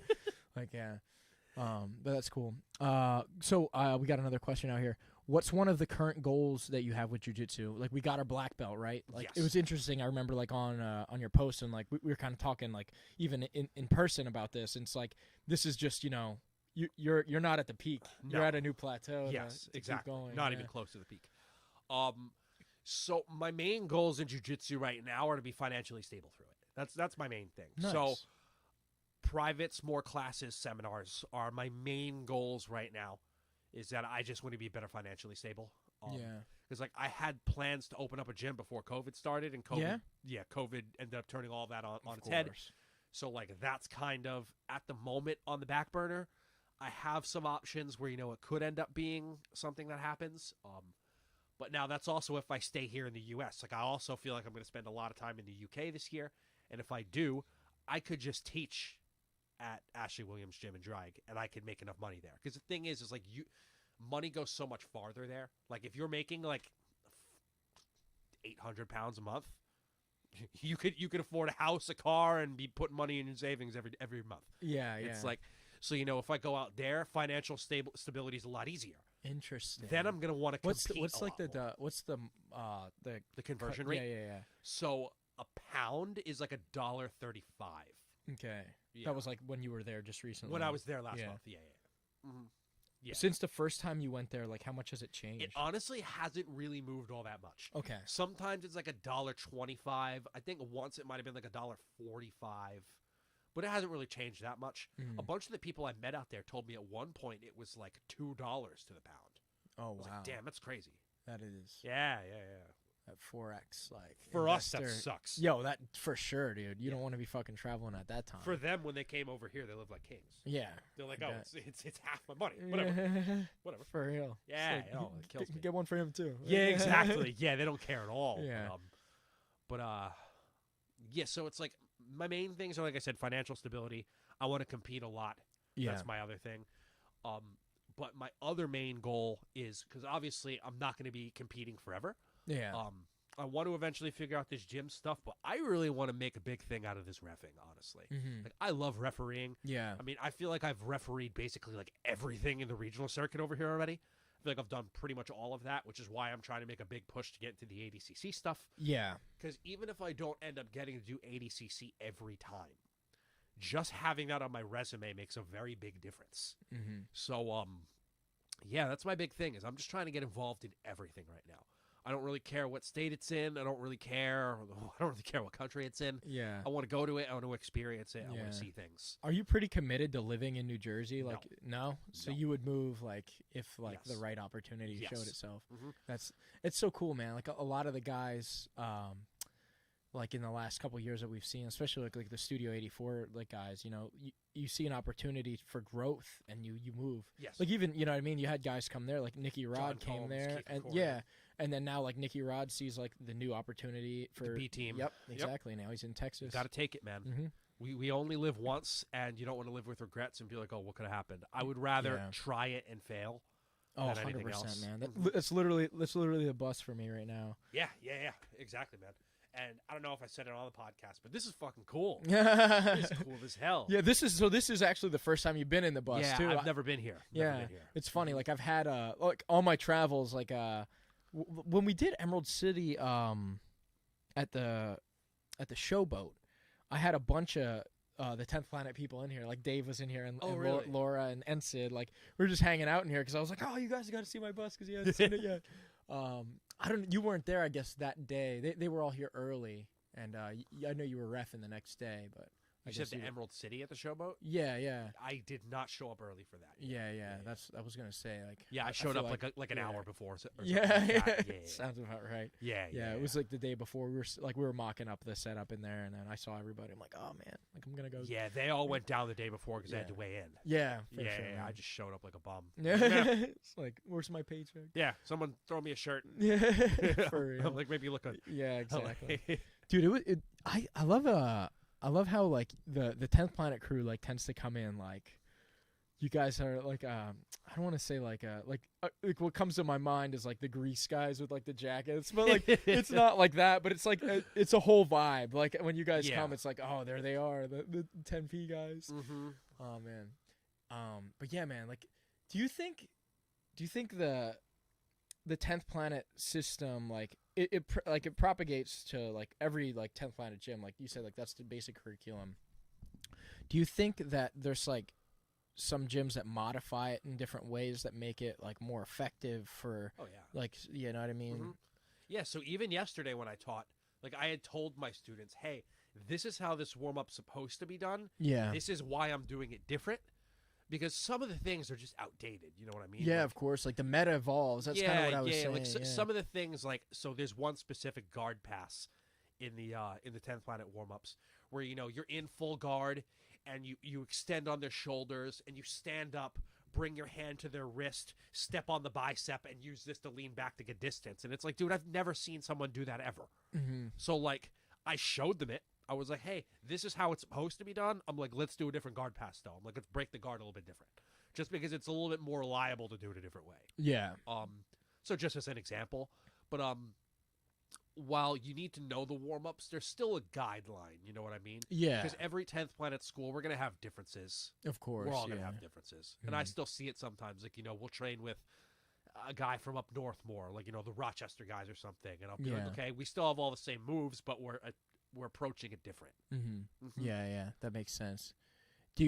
Are you able to identify like when something's like different in like other people's systems, like those like minor adjustments? Like, have you ever visited and gone like, oh, like I see, like that's interesting that you guys do it this way? Yeah, 100%. Yeah, 100%. Cool. Or they'll call it something different for some really? reason. Yeah. Oh man, that's crazy. Because like I even know like.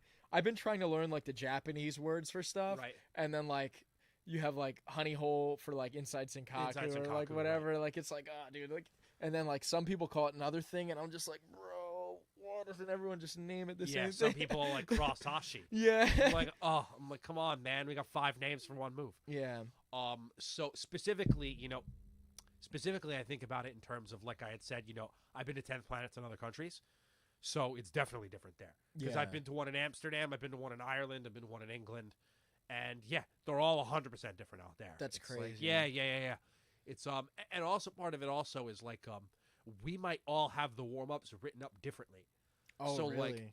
So like if we go into the 10th Planet app right now, what it says in the app is different than what we have on the wall at Bethlehem. Yeah. I believe it is a little different. I've seen the poster you're describing too. Yes. Like I remember like reading through some of it, and I'm like, holy shit. Yeah. So it's it's like information. even just in our gym, we probably don't run it exactly how Eddie has it. Yeah. But I mean, no one could say it's not effective. Oh, of course. You know what I mean? Yeah. It's definitely very effective. Yeah. 100%. Obviously, our student base shows that. Yeah. got a couple prodigies in there. A couple. Yeah. We got a couple good people in there. Yeah. That's sick, man. Hell yeah, bro. But yo, do you have anything else you want to bring up? I don't want to hold you too long. That's cool. I also want to get some food if you're trying to do that. Yeah, I would be down to do that. Yeah, That'd be cool. it's a really sick poke place around here, actually.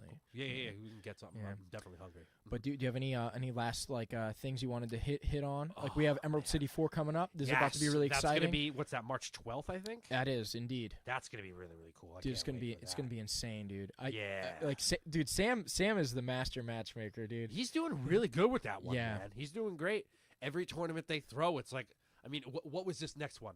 Gianni Grippo, Gabriel Sousa, Keith Krikorian. Damien's back in it again. Yeah. It's an 8-man bracket this time too. Yes. Yep, it's gonna be really streamlined.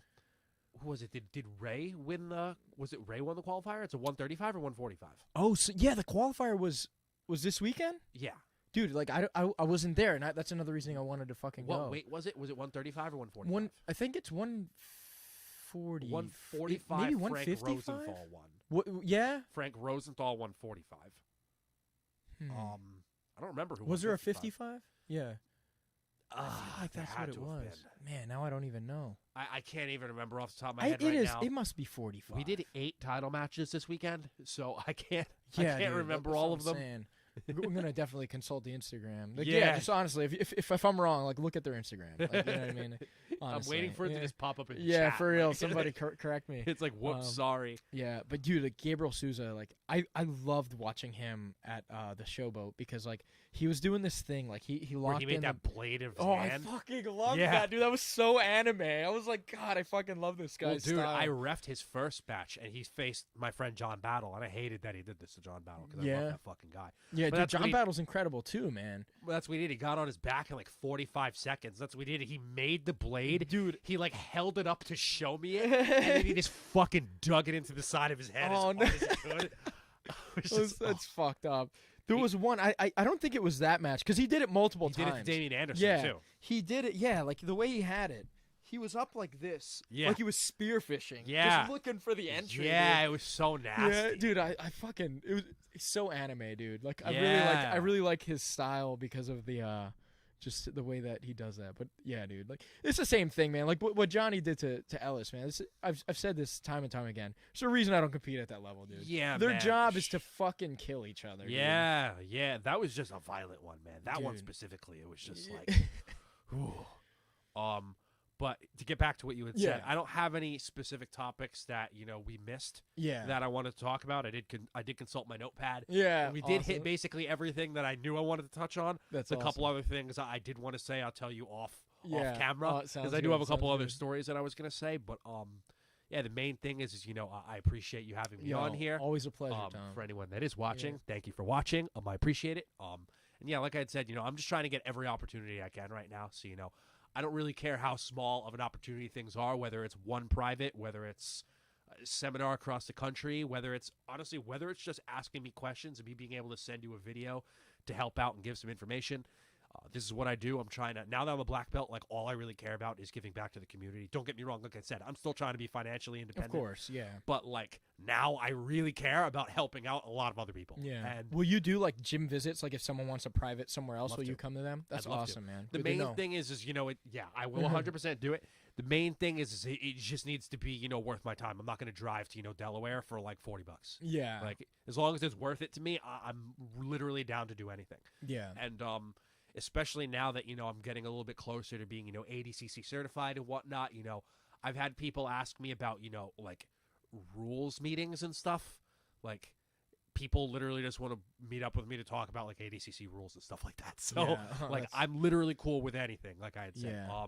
Do you have any, that's an interesting point. I have 2 questions here. As we're closing here to the points that you mentioned. So like, do you have any, like you said, you mentioned, people would discuss the ADCC rule set and stuff with you.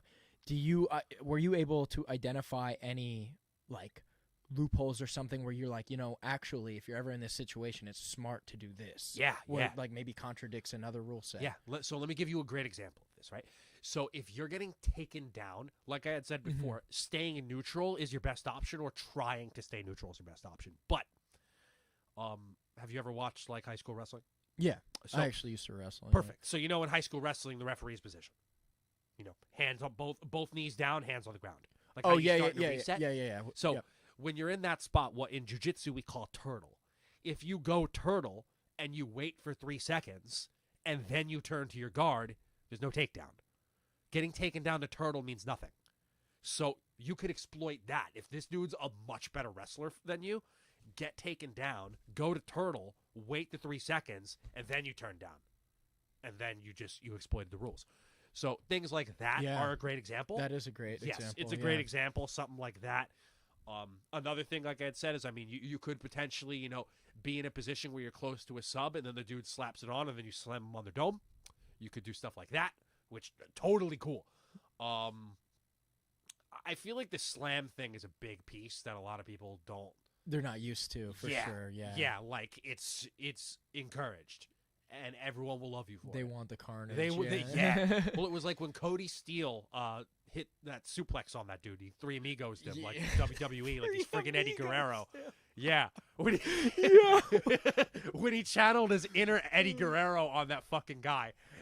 And everyone was going crazy. I remember, because that was on my mat. Yeah. I wasn't reffing, but I was on the corner, and I didn't. All of my neutrality went out the window. I'm like, fucking slam him! I'm like, it was all gone.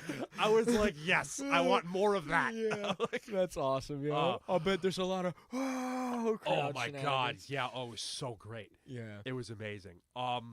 I hope that kind of answers your question. Yeah, no, perfect. That was a very good answer. Very many examples. And then the last thing I wanted to ask, to the point of your privates, is there anything that you can say about your private lessons that maybe stand out, like what sets you apart from another person's privates? So one thing that I've learned over the last couple of years that I really like working on specifically is, like, my first day with most people, I don't really go into much technique with them. I really just try and learn how they learn. Because a big thing is people learn a lot differently. Of course. I have some people that are visual learners. I have some people that they like to get put into things and they feel it better. Some people, they learn better off of reading. Some people, they need to learn it and then they need to ask 10 questions about why don't you do this? Why don't you do that? And you need to kind of show them why everything is done the way it is. Yeah. Because, I mean, you're under black belts. Like, we've made the mistakes already, and you guys get to learn off of our mistakes. 100%. And sometimes you guys would be like, why is it done this way? It's like, because this happened to me 10,000 times doing it the wrong way beforehand. Yeah. So I really like to do that. I really like to make sure that, I tailor it to the person, how they learn.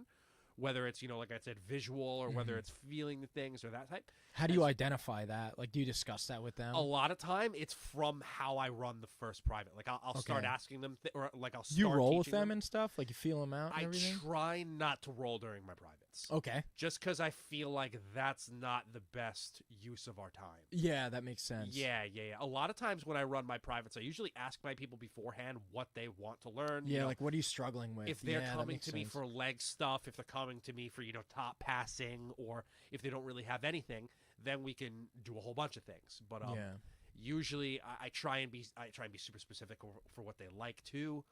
The main thing outside of that too is, and this is something I learned from Ashley Williams, right, is that if you're paying me for privates, you're paying me for essentially 1 hour of my day, right?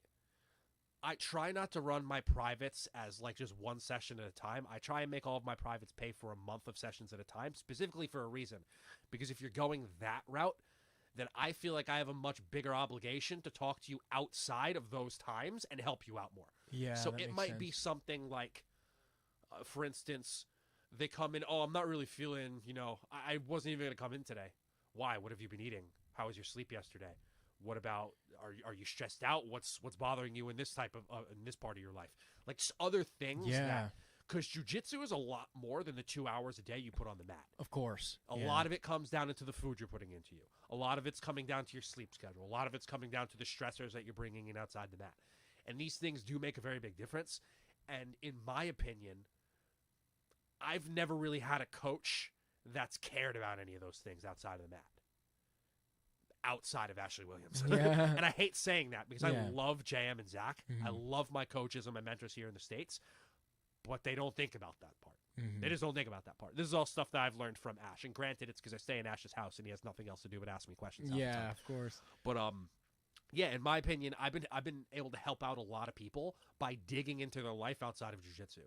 Like, one of my favorite things that I did when I came back in the summer was I took all my privates and I made a calendar, or not a calendar. I made like a 24-hour spreadsheet, and I was like, show me what you do during every hour of your day. And, they'll show me which hours they're sleeping. I work these hours, they eat these hours. And I'm like, okay, well, you just didn't plot out 6 hours of your day. So what happens in this time? I watch Netflix that whole time. I'm like, okay, so you now have a quarter of your day that could be used a little bit better, right? Yeah. So what are we going to do during that quarter to be a little better? I'm not saying you have to not watch Netflix, but you could watch Netflix and stretch. You could watch Netflix and meal prep. 100%. You could. Dude. There's just other things you could be doing during that time to make things better for you. Mhm. And then guess what? Oh, you prepared your food while you were watching Netflix. Now your stress is a little bit better, right? Now you can go to sleep a little bit earlier because you don't have to do that afterward.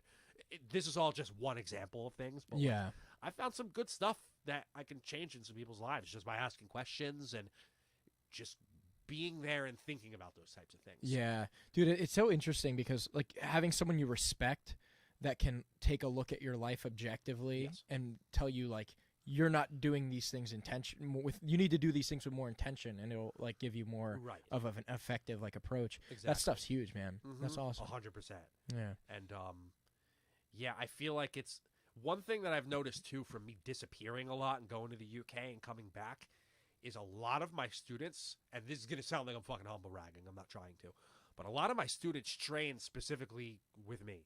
And like when I'm gone, they all quit. And Really? Like, yeah. That's crazy. Like my fundamentals class will sometimes be like 20, 30 people deep, and I'll come back and it's like 8. And it's like, because I feel like a lot of people just like my teaching style. They like how I teach things. And then when I'm not around, they just don't like it. And I don't even mean to say I think this. Like I've been told this. Yeah. But yeah, I feel like your teacher does make a very big difference. I think so. Even to analyze, I know we're running long. No, dude, we're not a time Thank pressure you. thing. Yeah, don't worry about it. Because I know for myself, I quit when I was a blue belt. Yeah. So I quit for probably like 6 months at blue belt, and I only went back because JM and Zach made me laugh so much on social media.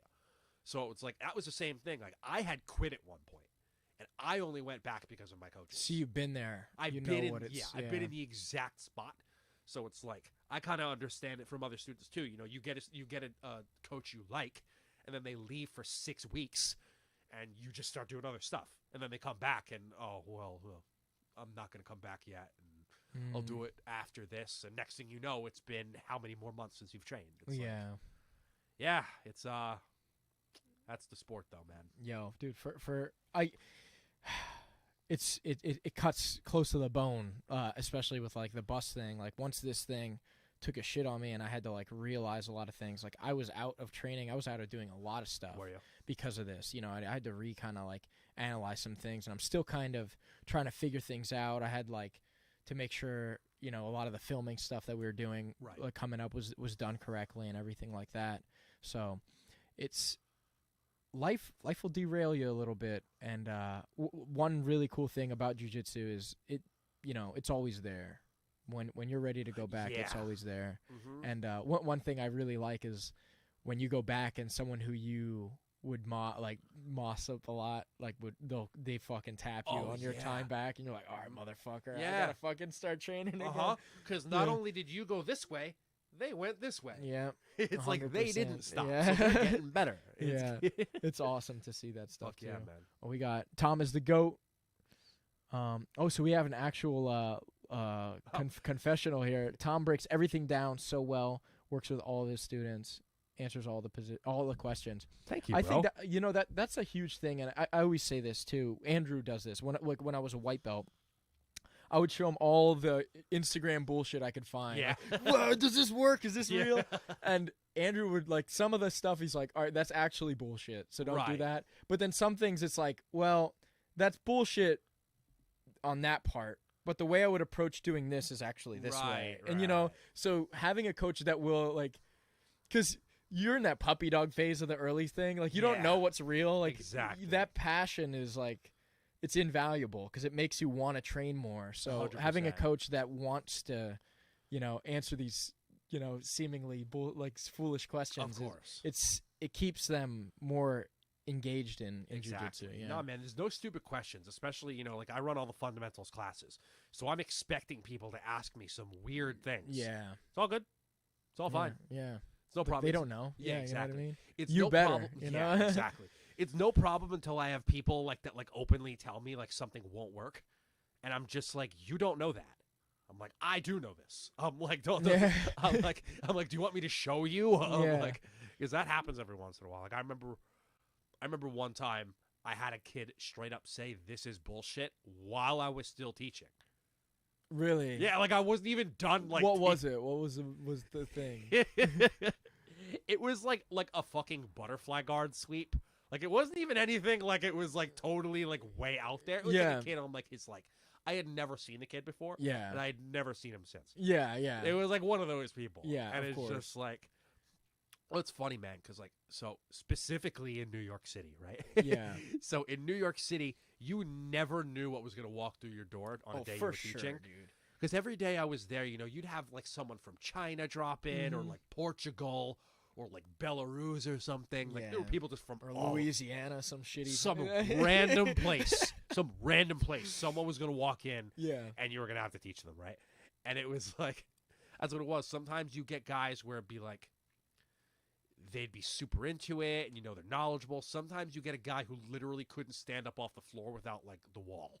Yeah. And that's what it was. It was like there was some guy in there who was probably like crazy or something. Yeah. And just acted out when I was teaching. Yeah. I remember seeing a guy out there one time where we were teaching some type of guard pass, and like the guy doesn't even go to the guard pass. The dude, he just starts kicking him in the leg. He's like just standing there. He's just like kicking him in the shit. I'm just like, bro, I'm like, what are you doing? I'm like, what are you doing? Like the training partner's like, dude, like what is Yeah, this? he's like, my fucking leg. Yeah, it's like, dude, what are you doing? It's Oh my crazy God. ones, man. The only crazier one I ever heard, I'm sorry to interrupt Yeah, you know, you, go ahead. was out in Wales. The Yeah. the owner, Chris Reeves, he told me about one time he was teaching like a mount escape in the MMA class, and there was some brand new dude there, and for some reason he used that guy as the uke. Oh no. So he put him in top mount, and he's talking to the class, and he said he looked up, and the dude just started ground and pounding him from top mount. From top mount. Yeah, exactly. And he said it just turned into a fight right there. I imagine it would. Like, what the? Dude, like, I'm just what? imagining if I'm teaching something, and then like a dude just starts like going after like he just something. starts hammer fisting you in Dude, the yeah, face. for real. You're just like, I'm just thinking, like, imagine if like you're teaching like a leg lock, and the dude's got your shit, and like he's trying to wrench that shit. Like, dude, I'm gonna get out of that. I'm gonna fuck you up. Yeah. now. Like, Yeah, what the man. fuck are you thinking? Oh It's my good. God. Like, I'm just thinking, like, and especially like in that, like the ground and pound specifically. Yeah, like, dude, Did that's he fuck him up? Like, dude, like that guy was not okay after he tried that yeah, shit. yeah. What the hell's wrong in your brain to make you like I'm just gonna. This is I'm my just gonna do time. this. This is my time right now. I've got this. I'm gonna just pound out this fucking coach, and then I'll own the gym. Yo, yeah. for real. Like, what is going on in your head, dude? Oh my God. I had one. Like, I think most dudes I know that do jujitsu have had this, but I had a guy one time. And he's a good dude. But he was saying like I was doing I had like a jujitsu club I was running out of a parkour gym. Oh, really? And like I was running classes. It was all basics. I was a blue belt. I'm not good at anything. It's like no one can roast me. Like I know. But he was saying like, yo, none of that shit would work on me. Like I would just punch you in the face. Like and stuff like that. Like in a real fight. And I'm like, dude, you know that if it's a real fight, I can hit you I can too. hit you also. Yeah. And like it's like these people don't understand. Like Yeah. dude, yeah, if you kick me, I can kick you back. Yeah. And if I catch your leg, you're getting taken down. Like, Yeah. And then I'll fucking heel hook you just to confuse you. They just don't get it. Yeah, They just it's don't like- get it. Yeah. I love the idea of like everyone's done this with like people that don't train. Like they'll show like a move. Like, yeah, there's like a cool thing I've been working on lately. But like I remember I showed like my one friend like what a heel hook is and like how it works. And like he was started like moving out. I'm like, dude, I'm not gonna hold this while you try to break your knee. Yeah, yeah, man. It's No. like, dude, like, oh my God, I've had people like just spin out wrong, and I'm like, dude, I'm not. Yeah. I don't want to feel the Velcro happen No, like on your man. knee. Well, dude, when I was in and I feel bad talking about it like this because the guy Yeah. I competed against at Grapple Kings was really, really nice Yeah. and we're cool. But when I heel hooked this dude, it sounded like you ripped 30 pages out of a book. Yo, for real, dude. I It know was the feeling. disgusting. It was horrible. It was Mhm. like, bro, what the fuck? Like I had this whole like dumb celebration planned I was gonna do. And then when it happened, I'm like, man, I'm gonna look like a giant asshole if I celebrate right now. So I'm like, all right. Like, Oh shit. Oh. That's funny as hell, dude. yeah, it was- Dude, yeah, like I had my first in competition. Maybe I actually maybe hurt someone else before in competition, but the most recent one I did, I broke a dude's foot. I'll show you the video. If you yeah, want. yeah, definitely Dude, show me. and it's just so interesting. Like I can't remember. I think I was talking to Mike EV from my gym, Mike Villeneuve. Yeah, yeah. And we were talking about like depending where a break happens, like when you apply it on someone and you feel the break, like feeling it in your hands is so different than like feeling it like if it's like an arm bar happens, like it's not by on the your hips. arm, right? Yes. But like when you feel your hands have a lot of nerve endings in there. Yes. So when you feel like an ankle pop, it's intimate. It's not. Yeah, it's not very nice. You feel it really close to where you feel stuff. Yeah. Oh man, God. and felt just like da da da da. I'm like, oh my God, why would you let me do that? Oh. It's a naga, dude. Yeah, man. That's the thing. Like, it's no money at the end. So specifically, man, when it comes to like breaking and weight cutting in some of these tournaments, like I just don't know where people's heads are at, because it's like the same thing. Like, okay, if you're a purple, a brown, a black belt, you go ahead and you cut your 15, 20 pounds, right? I don't understand these white and blue belts that are cutting like 15, 20, 25 pounds for tournaments that don't fucking matter. Yeah. I'm like, dude, like, I get it. You're trying to live the lifestyle. I get that. But it's like you're just sacrificing your own performance. Like, just even longevity and stuff. Like Dave was telling me like a horror story of him like just like really cutting water and like it would like affect like he said he was like having seizures at the worst part of it. It is crazy, dude. I can only, do you know? Did he say how much he cuts? He did on the podcast. I can't remember offhand, but yeah, man, it's crazy stuff, man. The people just want to push themselves in like every way you can, and I get it, but also still, man, yeah. Like this match I had 2 weeks ago, I cut 15 for, and it wasn't terrible. Like especially because you've been in the game and you know what to do. Yeah. Like it wasn't terrible, but like I still learn more each time I do it. Yeah. But like I'm a black belt, right? I was competing against a brown belt. Like that's worth it. Yeah. I'm not a white or blue belt cutting 20 pounds. Yeah. And being like, oh, why do I compete shitty? It's like, well, because your weight's not there. Yeah, like exactly. I'm like, because you have no energy. Yeah, I'm like you don't have the technique to offset the strength you just removed by weight cutting. Exactly. And then your cardio blows. And it's like, oh yeah, dude. Like you kind of. That's just always bad for me. It's like, yeah, like some people just, I don't know, man. Like, so, and I'm gonna give a slightly different example, but there's this blue belt female I know, and like she weighs maybe 135 pounds. And I don't really feel like you should cut 20 pounds when you're cutting almost 10% of your body weight. You know what I mean? Yeah, 100%. Like that's a big 20 pounds would be over 10%. Yeah. Yeah. Like that's the thing. I just feel like when you're talking about cutting such a big percentage of your body weight and you're a low rank, it's like just bite the bullet and face people your size. Yeah. You're gonna learn more that way anyway. And a lot of the competitions, like if there's no one in your bracket, they'll move you into like. That's my favorite. Yeah. I love when people cut and then get bumped up to the regular weight anyway. I'm like, yeah, don't you feel fucking dumb? I'm like, doesn't that feel great? I think like one of the things I'll do, like if I can weigh in early, dude, I eat like a ton of stuff. Yes. Like right after that. I made the mistake of eating like shit one time. Like I had like fucking like vegan chicken wings and just all the really? all the worst shit I could do. Like, oh, I'm just gonna get fat and like gain 9 calories right now. Like that'll be a great idea. I woke up feeling like fucking dog shit. Pooped more times than like normal before a competition because it's like spicy stuff. Oh my God, yeah. And then like for Naga, like it was like pliable, like pasta that's like got like shrimp in it. Like it was all like, this is what you're supposed to do. Like, yeah, you know right. I mean? Oh my God, you got to do those stupid experiments. I think like in the beginning. Oh yeah, I mean it makes sense to me. It's just like you should learn after the first couple. Yeah, is all. Yeah, the people that like keep doing it. It's like, dude, you're not learning from your mistakes. No, exactly. And it's like I've been lucky in that I've never felt like a weight cut has like been detrimental to my health. Yeah. But like if I ever felt like it did, and like I see some of these people where it's clearly a detriment to them, and I'm just like, stop making that choice. Yeah. Like no one cares, right? Like no one cares about your weight cut. No one cares if you compete at 170 or 150. No one cares. Yeah. So just do what you're gonna feel better physically at. Yeah. You know what I mean? Mm-hmm. Like outside of like your family, you telling them you cut 20 pounds to fight someone, no one's going to be, like, impressed. Yeah, you know what I mean? For like, real. And that's the thing. Then these people are like, oh, I'm cutting all this weight on social media. I'm like, dude, no one cares. Like, you shut up.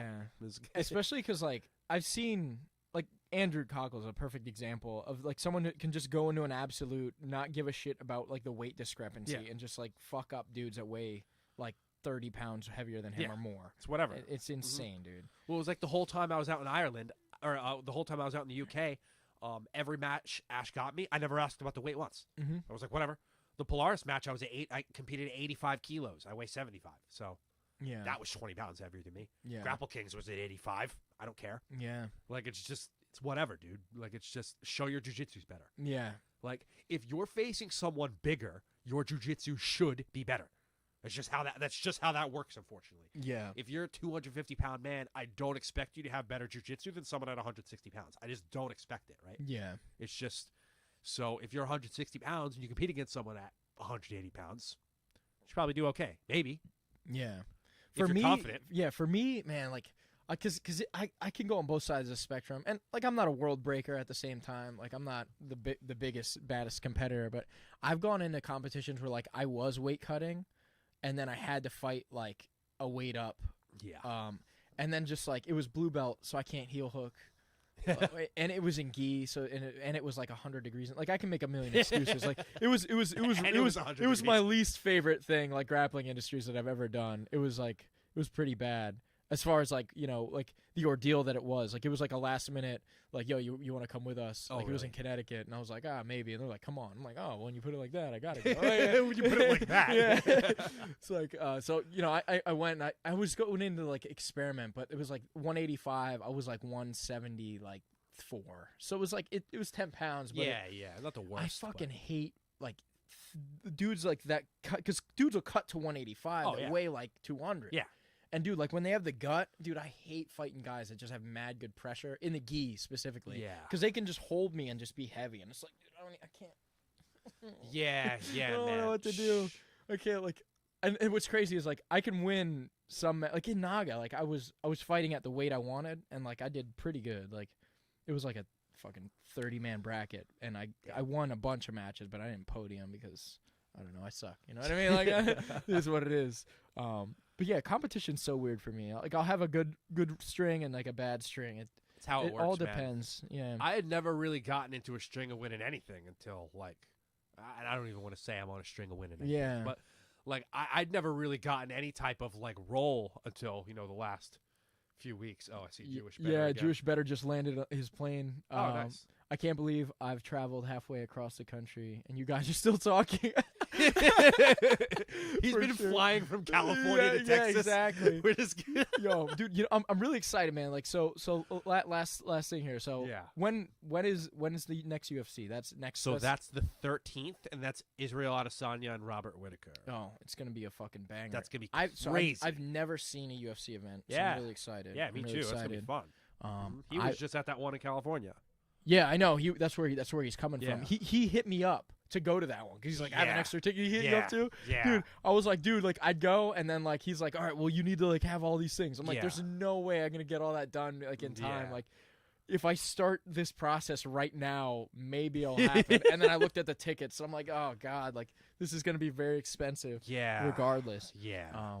But we got time. We got time now. Now we can approach this. Well, the reasonably. tickets from here to Texas weren't that bad. Yeah, for like that date range, it was Yeah. like almost 300 to get like a reasonable one at the time because I was trying to Because fly it out was, the next day. Yeah, kinda it was thing, you know? the next day. Yeah, exactly. But yeah, I'm excited, man. It's gonna be pretty sick. Fuck yeah, Who's man. your favorite like UFC fighter? Like, is there a guy you follow? Oh, dude, it's hard, man. Because like, while I'll watch a bunch of the UFCs, and I'll usually follow the play-by-plays, I don't like care so much about like certain people or anything like that. So it's a little bit hard, to be honest with you, to give it an exact answer there. Yeah. But like, I'll just say for the next fight, right? The Israel Adesanya and Robert Whittaker. I'm a big fan of Robert Whittaker, just because I think it's so crazy how, you know, he was at 170 and, you know, he did okay, and then he went up to 185 and just been a monster. Yeah. Like, I get it. You lost to Adesanya. Like, it's okay. It's Yeah. fine. He's really fucking good, Yeah, right? dude. But then it's like the Top people tier. he's beat. Like, I mean, Yoel Romero, Jared Cannonier. What's the British dude's name? Why can't I remember his name right now? Tall British guy. I don't even know. That fought Tyrone Woodley at 170. Oh. I'm waiting This- for him. yeah, to for I'm real, waiting bro. For him to just Who give is me it? the goddamn Honestly, name. for real. I'm waiting for. I'm like, I don't know why McGregor's coming into my head. That's not No, right it's at all. it's like the gorilla guy. I can't remember his fucking name though. Yeah. All right, go ahead. I'm gonna just have to look it up. I'm sorry. Yeah, no, I didn't. I don't want even to. know. I don't even know who it is. Yeah. I don't follow like the British guys. I know like most of the American fighters and like a few other. He got ones. knocked out by Masvidal. God damn it! Why the hell can't I remember his name? Why does George Masvidal come up when I as I typed Masvidal? Yeah. I'm a fucking idiot. Oh god, Darren Till. Darren I Till's wouldn't his have name. even guessed that at all. He beat Darren Yeah. Till. I'm pretty sure he beat Kelvin Gastelum. He's beat like fucking everyone. Yeah. So like, he's a guy I'm a pretty big fan of. There's a lot of guys that are like not top ranked that I can't wait to see. Obviously, Khamzat. Yeah. Obviously, dudes like Islam Makhachev. Mhm. Like some of these dudes, and a lot of grapplers. Yeah, specifically, too. exactly. Yeah, yeah. It's like a lot of these dudes where it's like I just can't wait to watch them fight some of these top level guys. yeah. Because it's like whether they do really well and like solidify our art, or they get fucking wrecked, and you get to see someone else like do some like cool non-jiu-jitsu shit. It's like I'm down for all of it. Yo, you know for what I mean? sure, dude. I love to watch jiu-jitsu like used in like a fighting context too. Like that's my favorite thing to do. And even I don't know if you've ever like sparred with like gloves on and shit. And, like, Yeah. I know you like some like Yeah. combat jiu-jitsu stuff. But dude, like it's so fun to kind of see like when you add striking, it changes the whole game. Yes. We actually had Brett Martinez from Bellator Oh, yeah. in our gym like a couple times. And like I've rolled with him, and it was funny. Like I was striking with another like purple belt, and we were just like doing some shit, and he was watching. He's like, "That was the fucking most ridiculous shit I've ever Yeah. seen." He's like, "Both of you would suck so bad." Isn't it like great? from like an actual like MMA context. Of So course. it's like, dude, this would definitely work in a street fight. Like I'm confident. But like then he showed me some Competition, no. shit like when you're on the cage, like you can't have your weight forward because then you get swept. If you have it like this, and then he put me in a position that I was just like, it was the same thing as like the armpit. Right. It's like I'm gonna pee my pants right now. Like this is so bad. Oh, Like, God. I'm so in danger. So when I was out in the UK, there was one day I don't even know why this ended up happening, but I started Yeah. 3v1ing the MMA team. Like it was just me, and I would fight 3 of them at a time. No way! And What? it was- That's yeah, the craziest shit. yeah. It sounds like such a bad idea. It was a terrible idea, but I was just like, fuck it. You I gotta was like, do- I want to yeah, get in on You gotta this. know. That was what it was. So they were all doing 2v1s. Oh, okay. And I thought it was so fun. I went and got changed. And then Yeah. the coach is like, no, you're going to do 3v1. Oh no. The So first what did you- round. yo, I gotta know. I the gotta know. like, how first this round, I tapped 2 of them. What? Like, but you're getting like hit while you're Yeah. jujitsuing like Oh, a guy. and I had boxing gloves on. So it wasn't Oh even like my I could God, grab. dude. They gave me boxing gloves too. Yeah. Did the other guys have boxing gloves? No, Or they had like- MMA gloves. Yeah. Oh, it was bullshit.